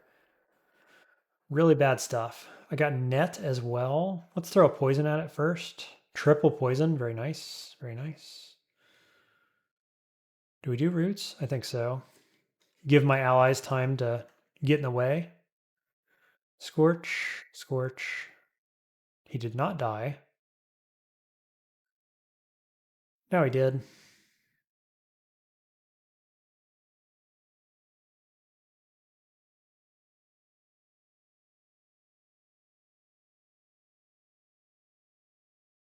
I don't have poison res. Womp womp. I'm getting poisoned here, probably. I don't have enough to blink. Do I run up the stairs? I think. Oh, I didn't get poisoned. Wow. Scorch?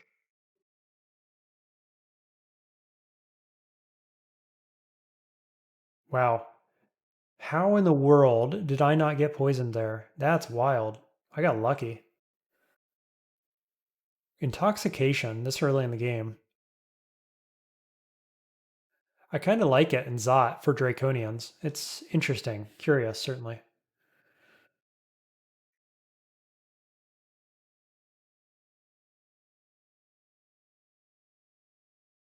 More Wand of Roots. Up to 13 charges.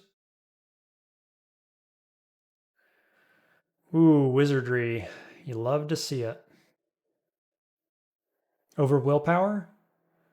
I mean, when we have a spell to learn, right? Like, I'm not getting Paragon online just yet with Wizardry. So, still looking for something, but that's a big pickup. We will absolutely be using that at some point. I can't imagine any other possibility.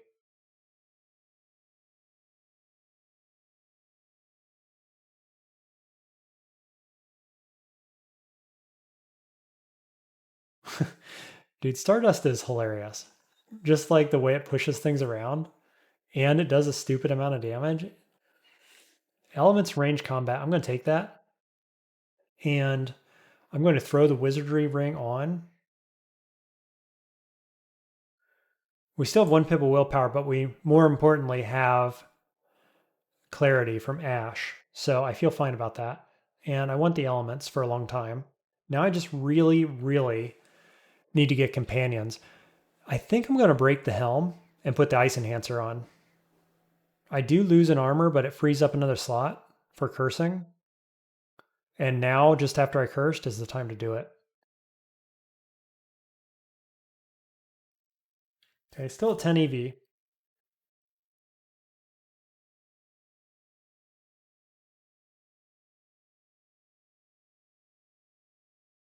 Wow. Little mini swamp vault here, huh? Well, this is not great. Do I have enlightenment? I do not. Wow. I picked up some curings at some point, but I don't have enlightenment pots. So, I'm scared of the poison. I've got roots. Can't root in the water, though, I don't believe. What else we got? We got polymorph. Shining Eye, Cyclops, Ghost Moth. Those are not good. Charming?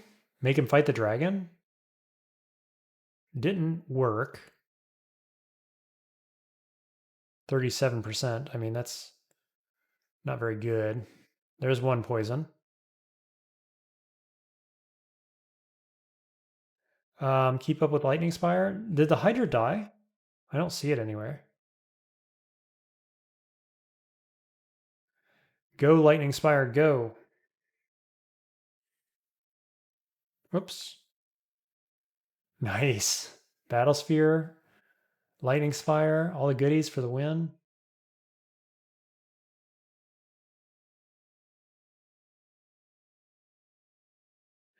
Yeah, what is with that little vault? That's wild. Frozen Ramparts and Hailstorm. I don't think so.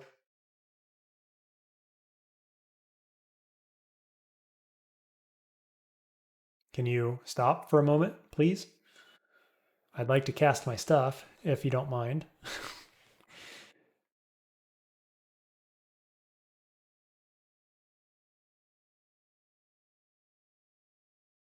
Let's croc.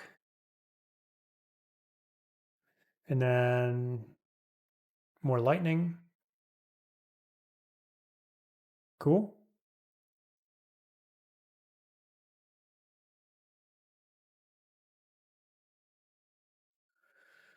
That works.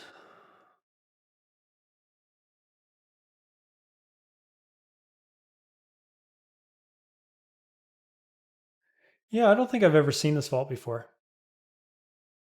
It's definitely a swamp-themed vault. It's pretty scary when you don't have poison res as well.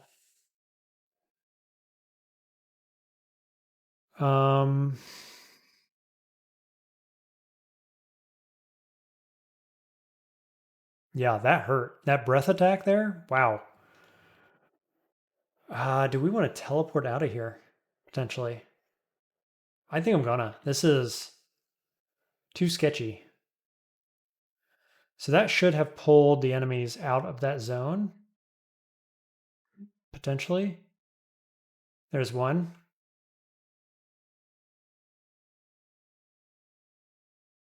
Okay. Should I shout or should I? Let's heal mana. So I got my Stardust back online. And I'll shout. Okay. There's Croc.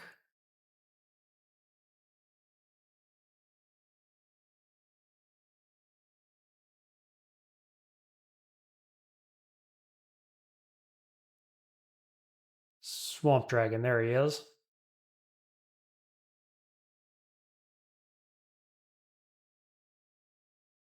Just about killed him from Stardust, primarily. Oh, he can hit me from there. Okay, we got dragon scales. I like to see it.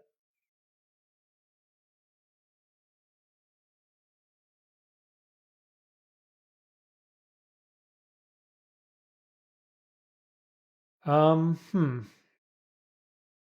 think I want these on. Increased by 5.5 EV. I mean AC, sorry. EV goes down slightly. 1% worse on the spells, but I have wizardry on, so it's like when I do want to learn something, it's going to be easy. Should be fine. Problem is I'm cursed on a in plus. So I think I wait. Let's get more curses online.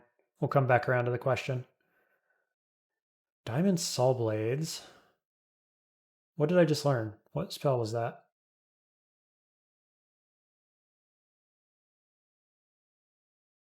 Not sure.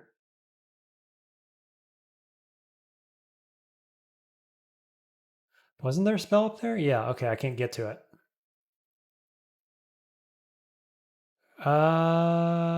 So digging through the wall or flight. And I don't have any flight, so... Or do I have a ring of flight? I don't think I do. No. And my rings are cursed. Okay, so let's use a digging wand, because there's some loot up there. And I'd like to have it, please.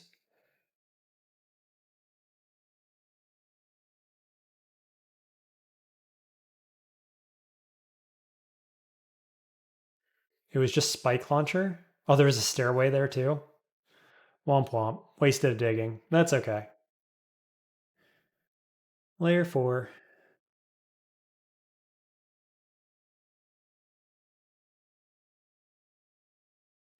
Devices and elements. Use enchant armor on hat. Curse for elements. Still looking for companions. Really badly need it. Actually, maybe that is my opportunity to shatter this. I'll find in plus somewhere else. The poison resist and having swamp dragon scales is a lot more meaningful. No doubt about that. Beguiling and self, that's fine.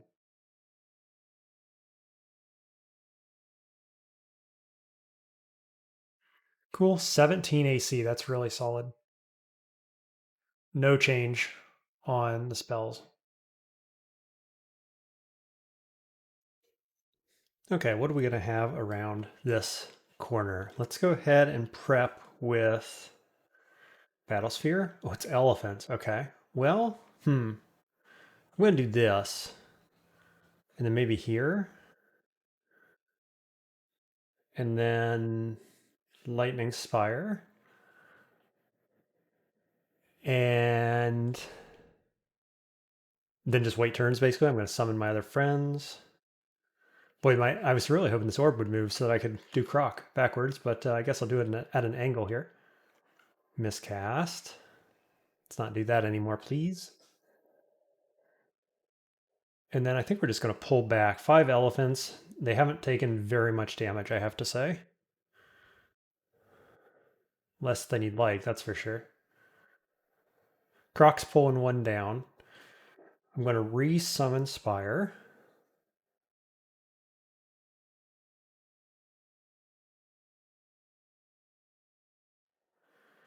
Now, it's kind of strange. These guys, this formation has remained the same for like 4 turns or something, even though I've gone in a different direction. That usually doesn't happen.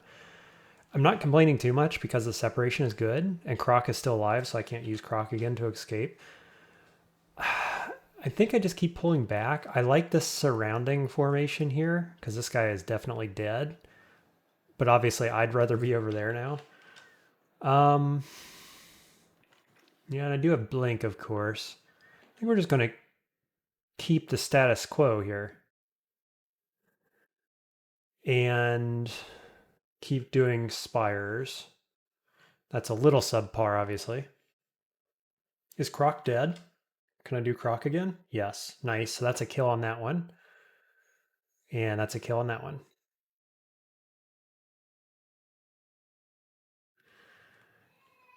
Now, I don't know how many turns I have left on Spire. It can't be that many. So I'm going to abandon and resummon. And then we will pull away from Spire so it doesn't take damage. And kind of double back. There we go. Good job, Spire. Yeah, elephants are often a little problematic the first time you see them. I'm gonna flip right now in the face of a cold enemy over to Staff of Cold as he blasts me with cold, and we partially resist. Very nice. I think that's a fine thing to just sit on at neutral or as standard at this point. We don't need the intelligence currently. So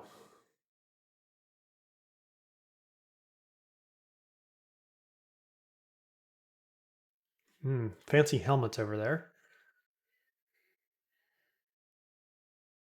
Let's see. Block line of sight, get the kill pretty quickly.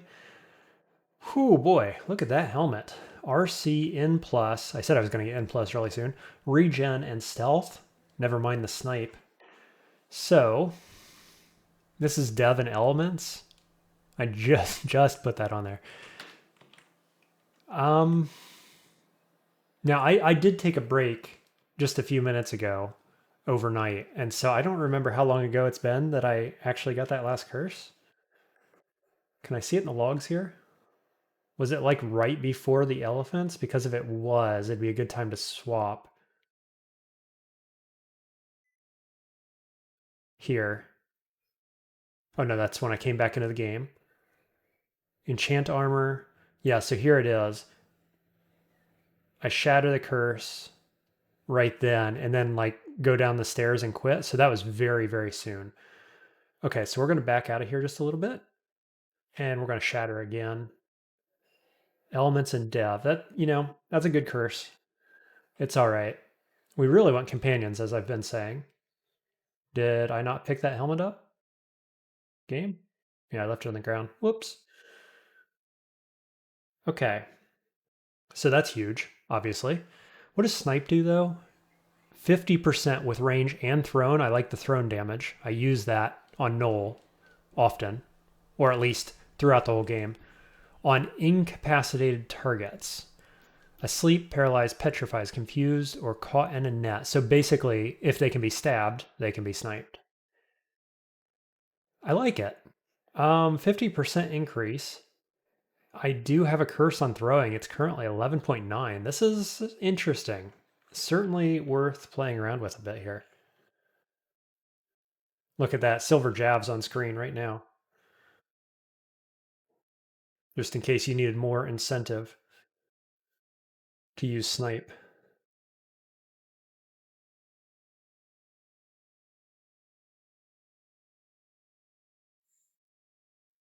Okay, just try to get everything on screen.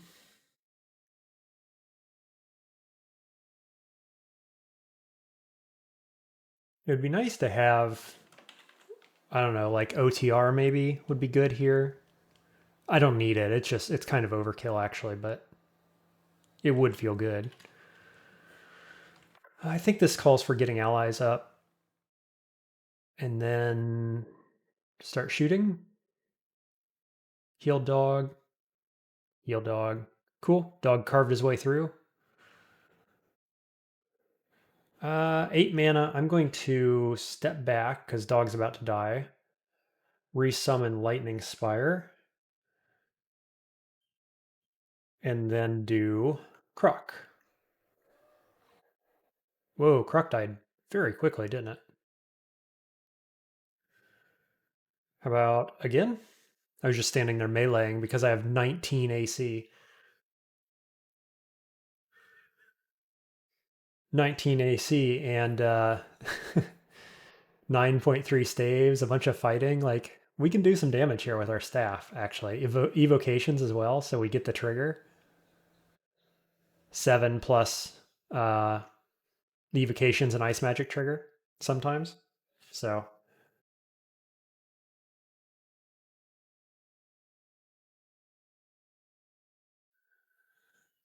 okay, let's step in, summon a bunch of these things. Yeah, sometimes it just clears the screen, doesn't it? It's pretty good. What's evocation sitting at? 11.1 and shapeshifting at 12.5. So I could be at 17.5 if I picked up Wild Shape Amulet. Obviously, I'd have to break my current amulet, which is not really a game plan, I don't think. Look at my resist. I just need corrosion resist. We have Orbs of Cold here and 2 pips of cold resist right now with the staff online. And we have yet to find boots, right? So like we even have 1 slot open yet. Feeling pretty good about all of that. Do I want to enchant the scales? I think I'm going to save it actually for a good shield or something because 19 AC is totally sufficient for this zone. I don't need to be wasting more scrolls on that. That's for sure.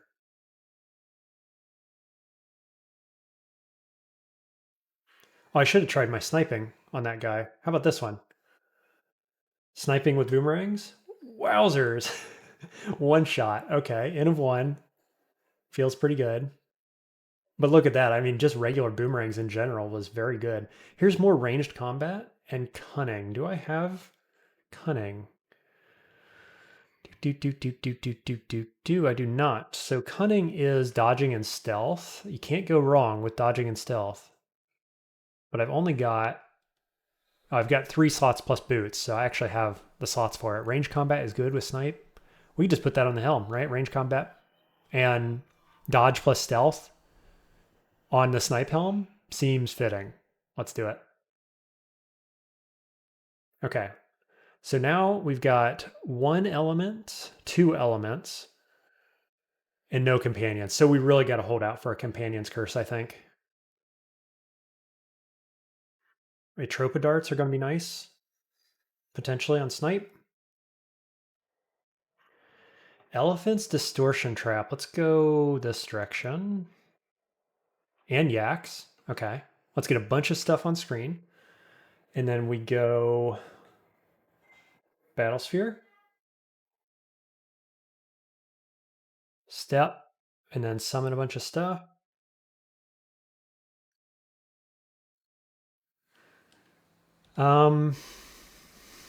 I've got Box of Beasts as well. I could charm something just to reduce the number of enemies on screen. 73 on Yak, 38. It's not great. Atropa, 66% chance to blind, 92% to hit. That's really, really good. I think that's fine. Let's get in a position here where we can croc. I am slow, of course, so gotta be careful. Spire. Do we poison? Do I have poison? I've got 4 of them. And I, of course, am immune to the poison clouds, whereas they are not. So in we go to the poison. Resummon Spire. Oh, that's an awkward place for it. Um, I'm feeling pretty fine. Do we want to blind this guy? I tried and failed. So I'm going to step. I mean, look at how little damage they're actually doing to me. I'm actually healing through this fight, despite being slow. Wild stuff. Regen, pretty good. High armor, high evasion, pretty good. No complaints. Let's, I don't have basic javelins? Really? I only have the silver ones. How about that? I was going to throw javelins through them. I kind of don't want to waste the silver ones. I could be wrong about that, but I think it doesn't really matter. Let's back up. Summon more allies.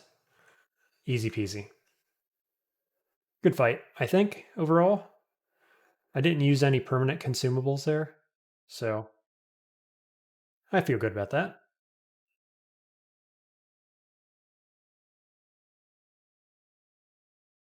Let's try to use more ranged combat, shall we?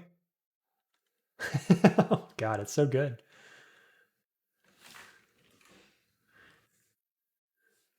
And then you can knock back when they get close. And then what are we going to do next? Um,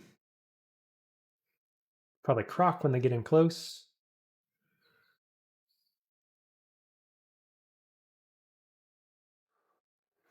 I think probably Magic Dart plus Battlesphere is still better than throwing, right? Whoops. 25 base damage, though, is no joke. 1 in 20 chance to be destroyed. That's pretty good. And 0.7. So it's faster than a spell, and it's doing 25 flat damage. Checking armor, but so do my spells. So Magic Dart does what? 1d8? Yep, and Battlesphere does 2d9. Right, so on average, this is 10 damage plus 4 damage. It's actually half as much damage as a boomerang. Wow. Okay, I underestimated my ranged ability here with 13 throwing. I like it. Let's step up, summon Croc again. Oh, nope. Where'd he go? Oh, he's hiding over here. Okay, well. Um, Dog is down. I kind of want to get away from Hydra in particular.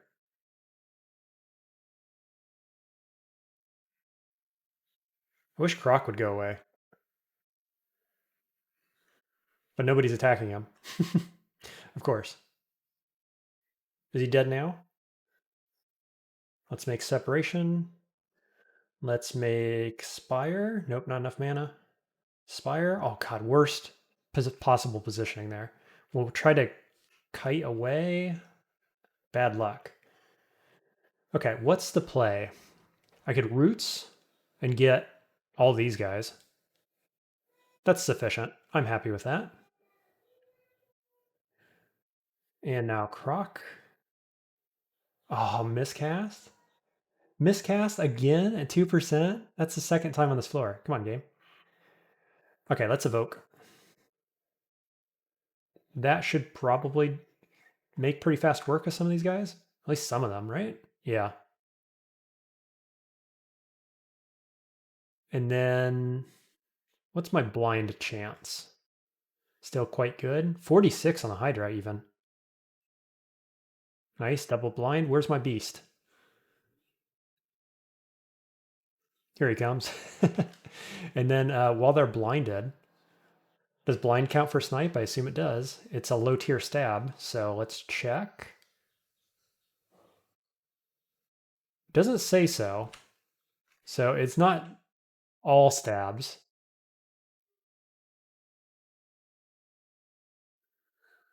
Good enough. Beasts did hold its own down there.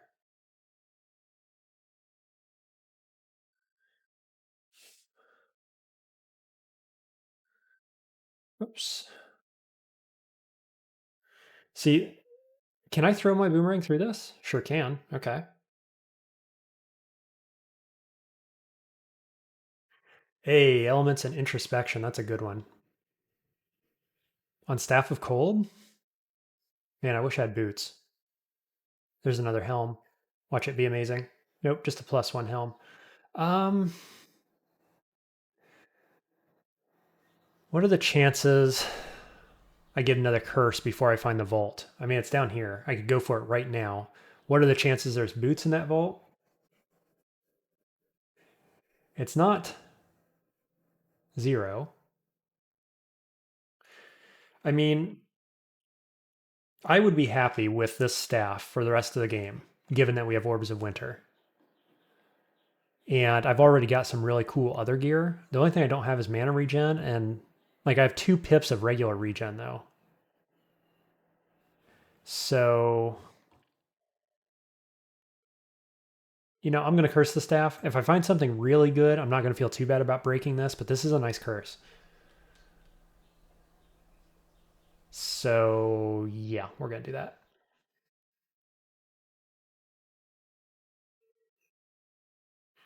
17 spell levels just sitting here waiting for us to do something about it.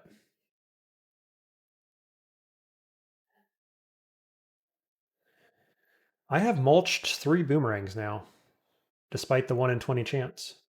Interesting.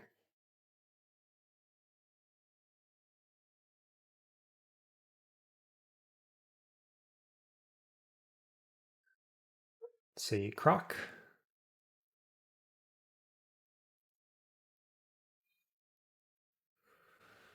I guess I'll step this way to do Croc. And then I will throw through all of these guys. Feels pretty good. How much damage is my Silver Javelin doing here? 31. Nice. Whoops. Okay, now we're going to blink. I let them encircle me. Seems fine.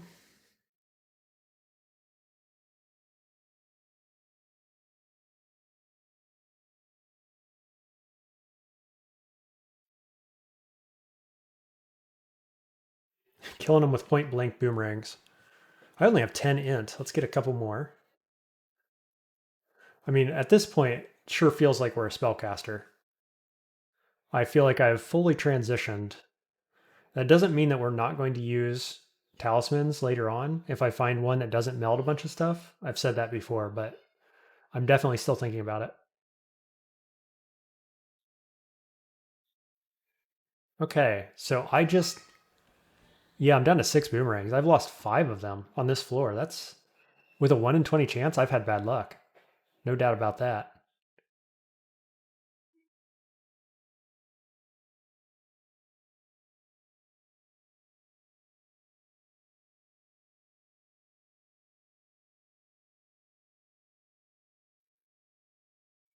Sweet. One-shotting both of those guys, though, feels pretty good. E, F.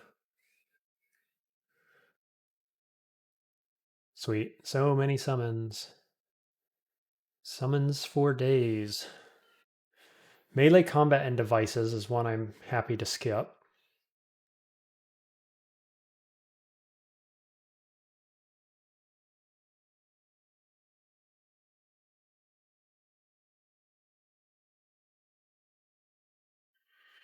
What's Scorch? D? Nice, got there. Okay, so there's probably a lot of yaks and, yeah, death yaks and other things in here. So I guess we'll make up a base. Pass turn.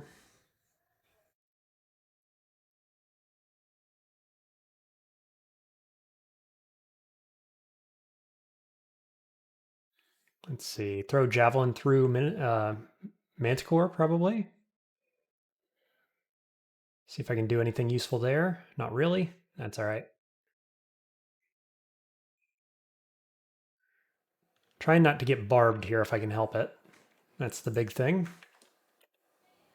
Sweet.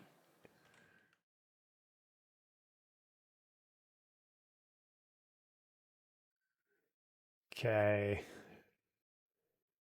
Still fine. Pretty unlikely to get barbed there.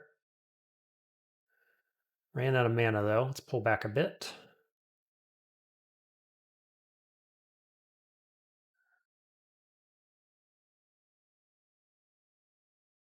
Sweet.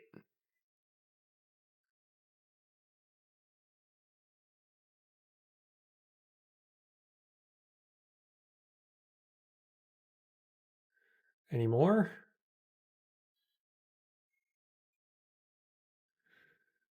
Okay. Yak attack.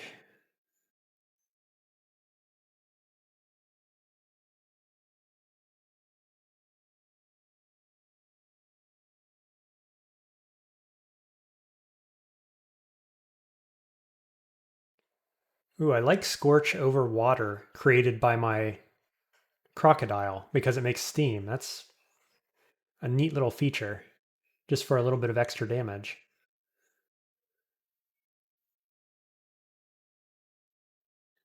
I probably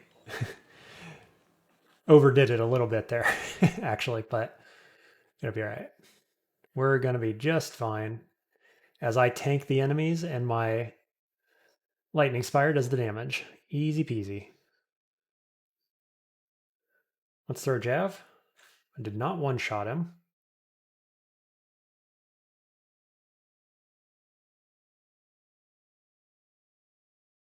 No? Okay.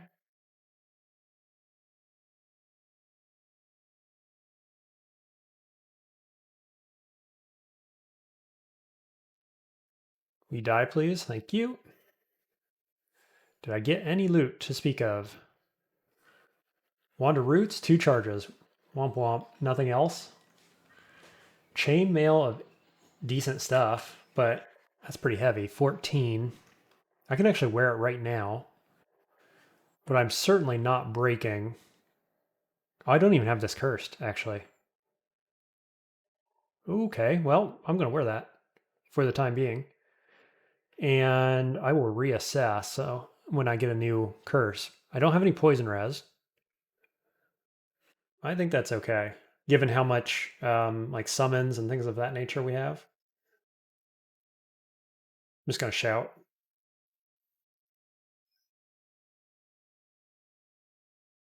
See, like that, I can keep the poison guys off my back pretty easily.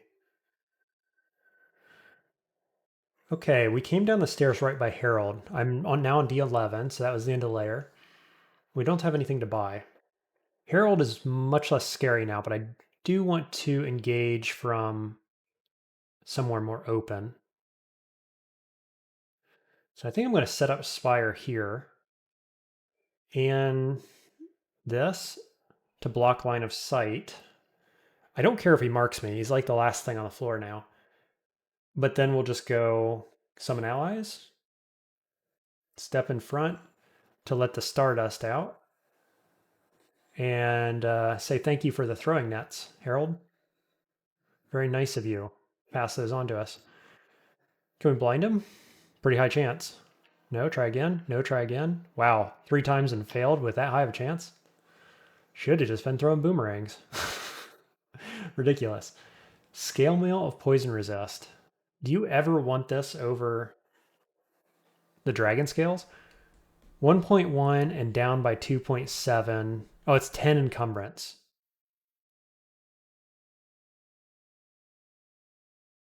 So this is worse than the EV, same on the AC, but 3 better encumbrance. So I think you never put on the chainmail, or the scale mail rather. Okay. Down we go. We'll clear one more floor here. I just one-shot that troll. Disgusting. Okay, what's our solution for Invis? It's Battlesphere and Dog.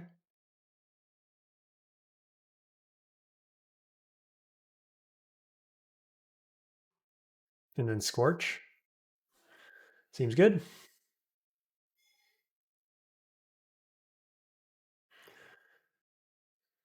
Let's see. I'm going to step behind. I don't want to be barbed in front of the 2-headed ogre, I think. That would be a little subpar. So just try to block line of sight. There we go.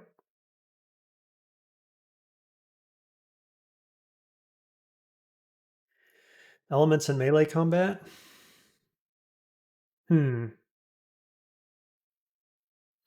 What's the encumbrance on this thing? Like 14? It's not great. Am I skipping this? I think I might be.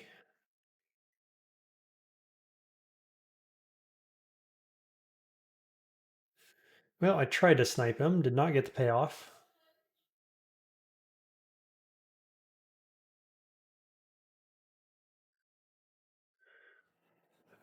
It's unlikely that hat is better than what we got on, but I think I could buy both of these and see what they are, because they have low encumbrance rating. Plus blink on the leather armor, and a robe of positive energy. Nope. How much money do I have left? 800 gold, that's fine. Wand of Roots. Block line of sight is the main protocol there.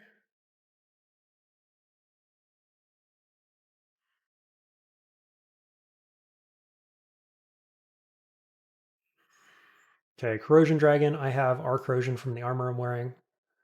Seems fine.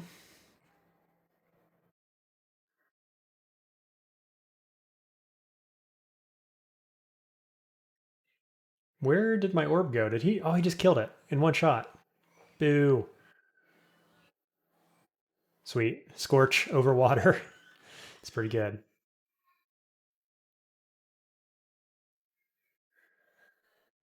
Okay.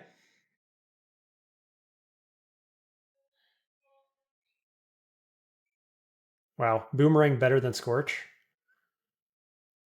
Yes. Okay, this guy I got to take a little more seriously. I do have 21 AC, which is kind of silly, and 26 EV while moving. What do I want to do to this guy? Probably a boomerang? Yeah, 2 boomerangs? Disgusting. Elements in ranged combat? Have I really not found boots? Wowzers. Well, maybe we'll find some boots in Orcish Mine.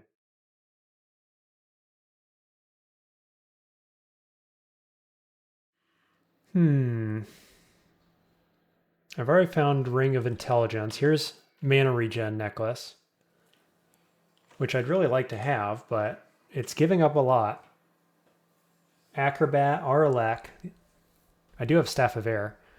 Regen, See and Viz.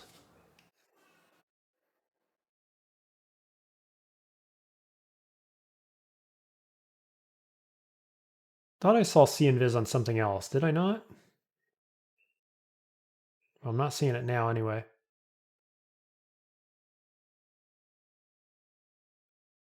Oh yeah, I bought an armor, didn't I? No? Huh. Well, okay. Anyway, I probably will transition into this magic regen amulet later in the game, is my guess. Just because it's really hard to argue for any other amulet ever on a caster, despite this one being pretty good. Like I like Acrobat, it's okay. Its usefulness wears off pretty much in S branches, I'd say. It's never not useful, but it's like super good in early dungeon, in Orcish Mines as well. Aralek I can find somewhere else. I've already got 2 pips of regen, and this is a negative. So see invis. Oh yeah, I'm getting from Ash. I don't need invis. What am I talking about? This is irrelevant. This is bad. I've got a copy of this. So I kind of just need to replace Aralek. This is basically an Aralek necklace. And I've got Aralek right here. Okay.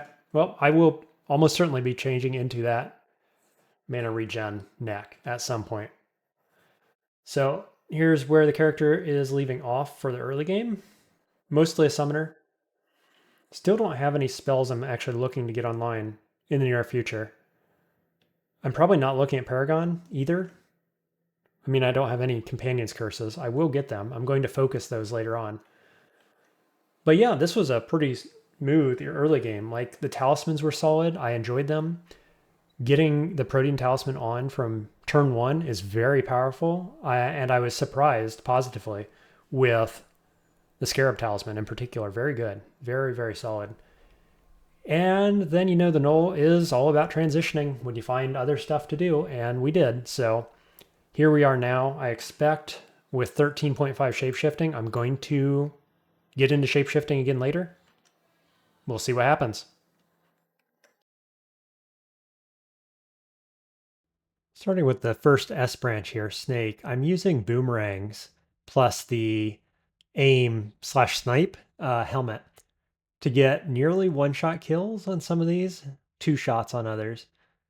Working pretty well, and I'm using the Stardust orb, which I really, really enjoyed for a lot of the game. Just opening up with the first spell, trying to get as many enemies on screen as we can before we cast. So you get a Stardust for each one of them, plus 1 more. And a lot of the fights, it just clears on its own, honestly. Less so at this stage, more so in Dungeon and Lair, it was doing work like that. At this point, we're relying more on Lightning Spire and summon Mana Viper, but I also whip out my very high evocations based Box of Beasts, which is going to do actually most of the work in this particular fight. just showing off the power of the Gnoll. We do a little bit of everything, right? And the evocations helps quite a lot with our Stardust orb. But yeah, just check out this box of beast jumping all over the place, breathing fire into these water areas, creating steam. He's faster. He can get around better than most of my other summons in general, and is living long enough to take not only the immediate fight, but also the ads that come in later. So, big fan of Box of Beasts in general. Here we are at a Trove, and the Trove wants a demon weapon that's +4. I happened to pick up a demon trident of flaming in a volcano earlier on, just in case I found a Trove. Like, I was never using this trident, and I thought, well, sometimes Troves ask for these things, and wouldn't you know it, I got lucky once, ever. This is like the best possible Trove asking for demon weapons. And so we enchant it up, go in, and we're going to pick up some quintessential items to this run. So nice ring here. We're not going to use that. Couple pots, evocable, and here's our amulet that we're going to wear the rest of the game. MP regen, MP +8, RC plus with an Orbs of Winter game. So all good stuff. We're going to want that on right away. Kite Shield of Cold Resistance, I debate using. We're going to find a better option soon enough. Here we pick up Permafrost Eruption is the big spell in that book that I'm going to take. And then I'm going to be using it here in Swamp. So this is Swamp 4. I have Lerny Vault here, and I'm using Animate Dead to carry most of Swamp at this point, in addition to my other summons. It was kind of a temporary mid-game holdover until I got better spells online, but it works quite well. And you can see Permafrost Eruption is kind of the same deal. Just throwing it down. We've got that mana regen necklace now, and so Permafrost Eruption is a great spell at that stage when you've got good mana to kind of hard carry mid-game. And so that's what I was doing. And of course, Box of Beasts showing up here as well, doing good work for us. Surviving against Lerny. I don't know if I got hit too much there. Lerny died pretty quickly, so. But Animate Dead really being the star of this vault, I would say. It didn't do much for Lerny, but now at this point, we're just going to get carried away with, animated hydras and all kinds of other stuff. So really nice intermediate spell. Very easy to get online for most characters. By vault, I have the full summoning package up now, minus Summon Horrible Things. It's not quite online yet, but I have exposure to it. I know it exists. So mainly Sphinx Sisters, and you're going to see another snowball here of Undead from Animate Dead. I think this is the last time I end up using it in this game, but boy, is it carrying hard here in vaults. A lot of times I do vaults in between my two S branches, but I decided to do it at the end here just because Swamp was the second S branch and it was quite easy. Here we are in an elf necropolis using the full summon package. And I was casting Sphinx Sisters before Summon Horrible Things, just in case we got a miscast, but we're all good. And Summon Horrible Things at this stage in the game is just going to smash up enemies so easily. Granted, the ghosts are a little tankier than most, and they end up getting through, but we're opening up this vault. We're going to get a couple neat items. Here's an axe with RLX Strength Int, which we're going to be using at some point in the game. Switching it off and on with this staff, RLX, Arc Corrosion, Strength, and Air. So that's going to be our very in-game weapon, and the axe is going to carry from basically here on to Zot, more or less. So back in Elf, here in Elf 3, and I'm thinking very much about the third Rune, which is going to be Abyss. I'm at level 22, which is starting to be a little higher than I'd like, and I'm wanting to get Banished. So you can see I've got a Banisher on screen. I'm summoning a fewer number of enemies just to try to open that gap up, and we do in fact get Banished. It took me a couple of those elves to find one that would be willing to actually banish me, but we got there. End up on Abyss 4. And, we have MP regen. I think we have 1 pip of health regen at this stage. And we've got our summons, so we're very efficient here. And I just take to exploring and check out, how few enemies I'm actually getting here. I've seen 2, I think, maybe 3 total. And they're spawning every turn, every 5 turns, you get 1 guaranteed, and then there's a chance of a second one as well. 60% chance here on, no, sorry, 80% chance here on Abyss 4, 20% per level. And we're just not going to see that many, actually, that many enemies because of our high stealth. Our stealth at this stage is probably around 14, I want to say, give or take a bit, which is solid, obviously. So, we're just cruising. It's very easy, but I'm going to take my advice to heart here. You can see I popped a teleport scroll, and I'm going to be popping teleport scrolls to find the ruin more often than I had been before. I've done Abyss probably 20 times now since the change. And, I've been advising use teleport scrolls more often before you get, locked down, or if you just haven't found the ruin in a while. So you see I'm exploring just a little bit here, looking around. But the second I see enemies on the screen, I'm popping another teleport. And I'm using the teleport to trigger the ruin more so than walking around exploring. And this is the whole Abyss. I haven't cut anything out here. I've used 2 teleport scrolls. I don't know how many turns, what, 25, 30-ish? Plus the teleports, and here we are at the vault. So I definitely think that's the way to go, is to use those teleports. You probably have a good stack of them at this stage of the game. Use them. Move around, roll the dice each time you teleport to get the Rune Vault. Now, this Rune Vault is one I hadn't seen before. So I talked in a couple of videos ago anyway about the different kinds of Rune Vaults you might watch out for. This is one with a bunch of water and a Kraken in it. I vaguely remember seeing this one a couple patches ago, maybe. I don't know. I don't see it very often, but here we are. We don't have flying innately. I popped an Enlightenment potion to be able to fly over the lava. But I'd say this is a pretty easy vault overall. Certainly easier than the Abyss themed vault, the Holy Vault, and the Anti-Mage Vault, I think. You've got a number of crabs, you've got shamblers. It's kind of like a swamp themed Abyss Vault, I guess. Animate Dead works very well against Krakens in this particular case, right? Because it's sitting on water. So I just random blink, use my Surprising Croc to move around, and then we pop a teleport as soon as we get the ruin. Standard fare for all this stuff. So yeah, just summon spawn, block enemies, and hang out until teleport goes off.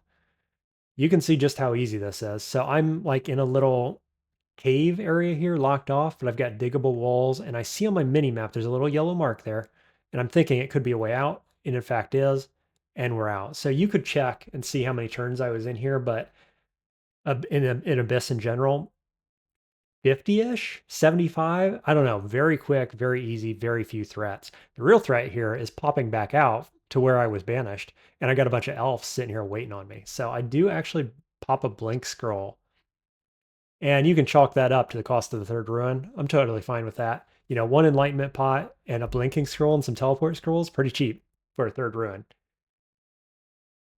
But anyway, we pull out, we heal up, and then we go back in with our summons. So I wanted to show the whole of Zot 5 more or less, at least the lungs, because I know some people are still having trouble with Tesseract in particular. And, there was some talk early on about if summoning was weak against Tesseracts. I'm strongly of the opinion it's not. So I've got the basic summoning package here, plus Yara's. I've got Fulsome Fusillade online, which I'm going to use maybe once here, but in general, we're just pushing with summons. And you can see I've popped Haste, I've popped Brilliance. I haven't used basically any of these all game, and so I've got a bunch stocked up here. You don't need them, I don't think.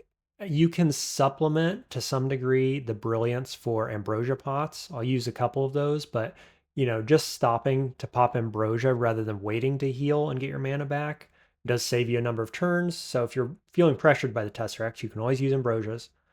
And at this point, I'd say, pull out all the stops. If you've got those Brilliance pots, if you've got, your haste pots and so on, use most of them, right? Save a haste pot or two maybe for the orb run.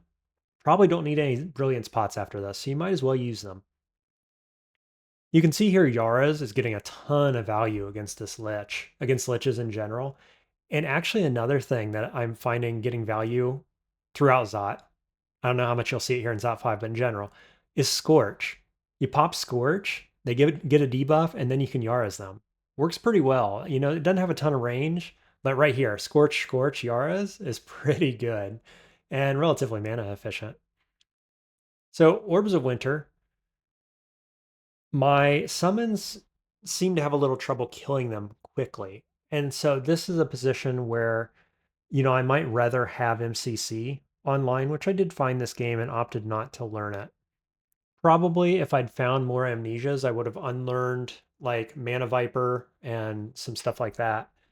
the stuff I used in the early game, to pick up MCC here. And it would have been quite useful, right? It pairs perfectly when you can put a bunch of summons on the board, like with Summon Horrible Things. But I do have silver spears and javelins rather, and relatively high throwing skill, so I'm using some of those.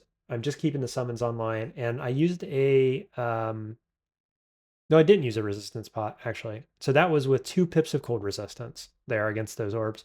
Not a terrible amount of threat from 2 of them, to be perfectly honest, which goes to a point that I've made in previous videos. Here I am using an ambrosia pot, but goes to the point in previous videos I made about orbs of fire still being the most dangerous of the orbs, in my opinion. Especially with summons, right? Because summons are even stronger against orbs of entropy, given that they need line of sight for their doom mechanism, and their corrosion works as a fireball. And so, I think I don't know which is the weaker one, but it definitely isn't the orbs of fire. So I still think if you're not getting orbs of fire in your game, you've probably got a slightly easier game on average. Let me know what you think about that. What's the scariest orb to you now? I'm still in the orbs of fire are the worst, or the most dangerous, I'll say. But I like the idea of having 3. I do. It's a cool feature. Makes each game a little more varied. Anyway, Box of Beasts still being very useful here.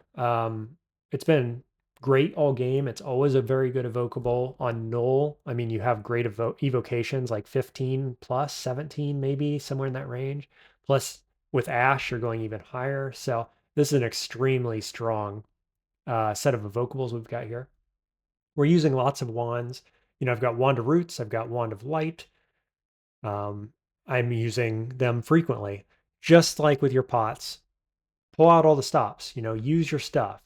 You probably want to keep a few Wand of Roots for the orb run, just in case. Sometimes that's useful.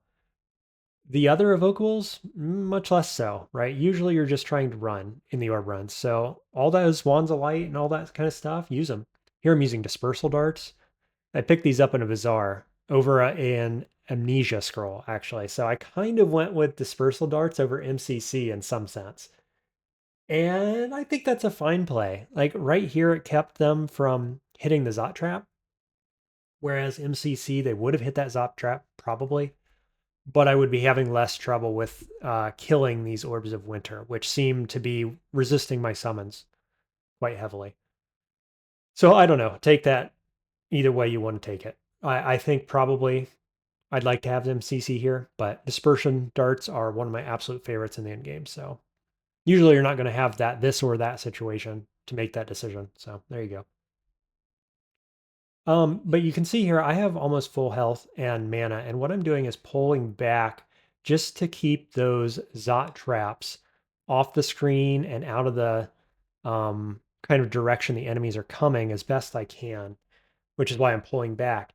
And I'm not putting a lot of weight here into the extra time pulling back is going to cause the Tesseract to be alive, right? I'm not too pressed about it. Given that I have one enemy spawning from the Tesseracts every 50 turns, I count that as pretty slow. Like it's not even a thing I'm thinking about really at this point in time.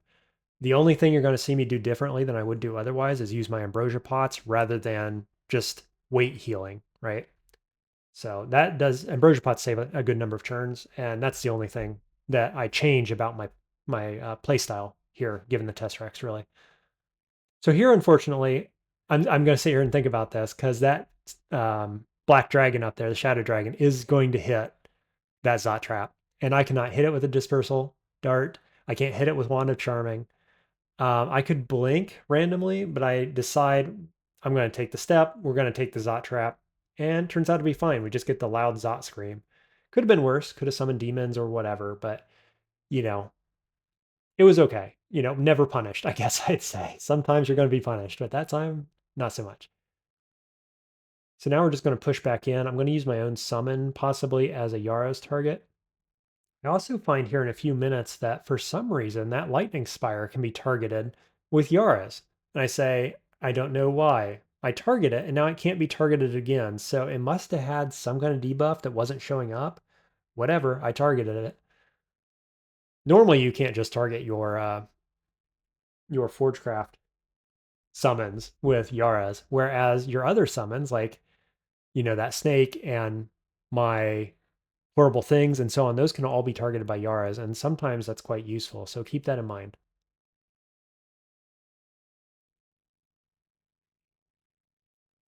If anything here, I would have wanted maybe to keep Permafrost Eruption, or like I say, MCC. Here we're going to use the penultimate alchemy skill, Fulsome Fusillade, which is fine. It's one of those spells that is like, it works. I'm never super stoked to get it. Like, I'd always just rather have Ignition, but it works. It's mana efficient.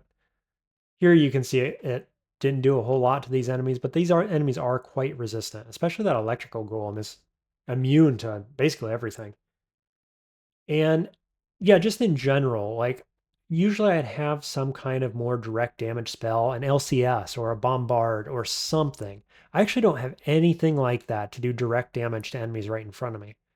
And so I'm more relying on Wand of Light, my evocations, and stuff like that. And just the summons in general, right? So summons by themselves maybe do need a little bit of help here in Zot.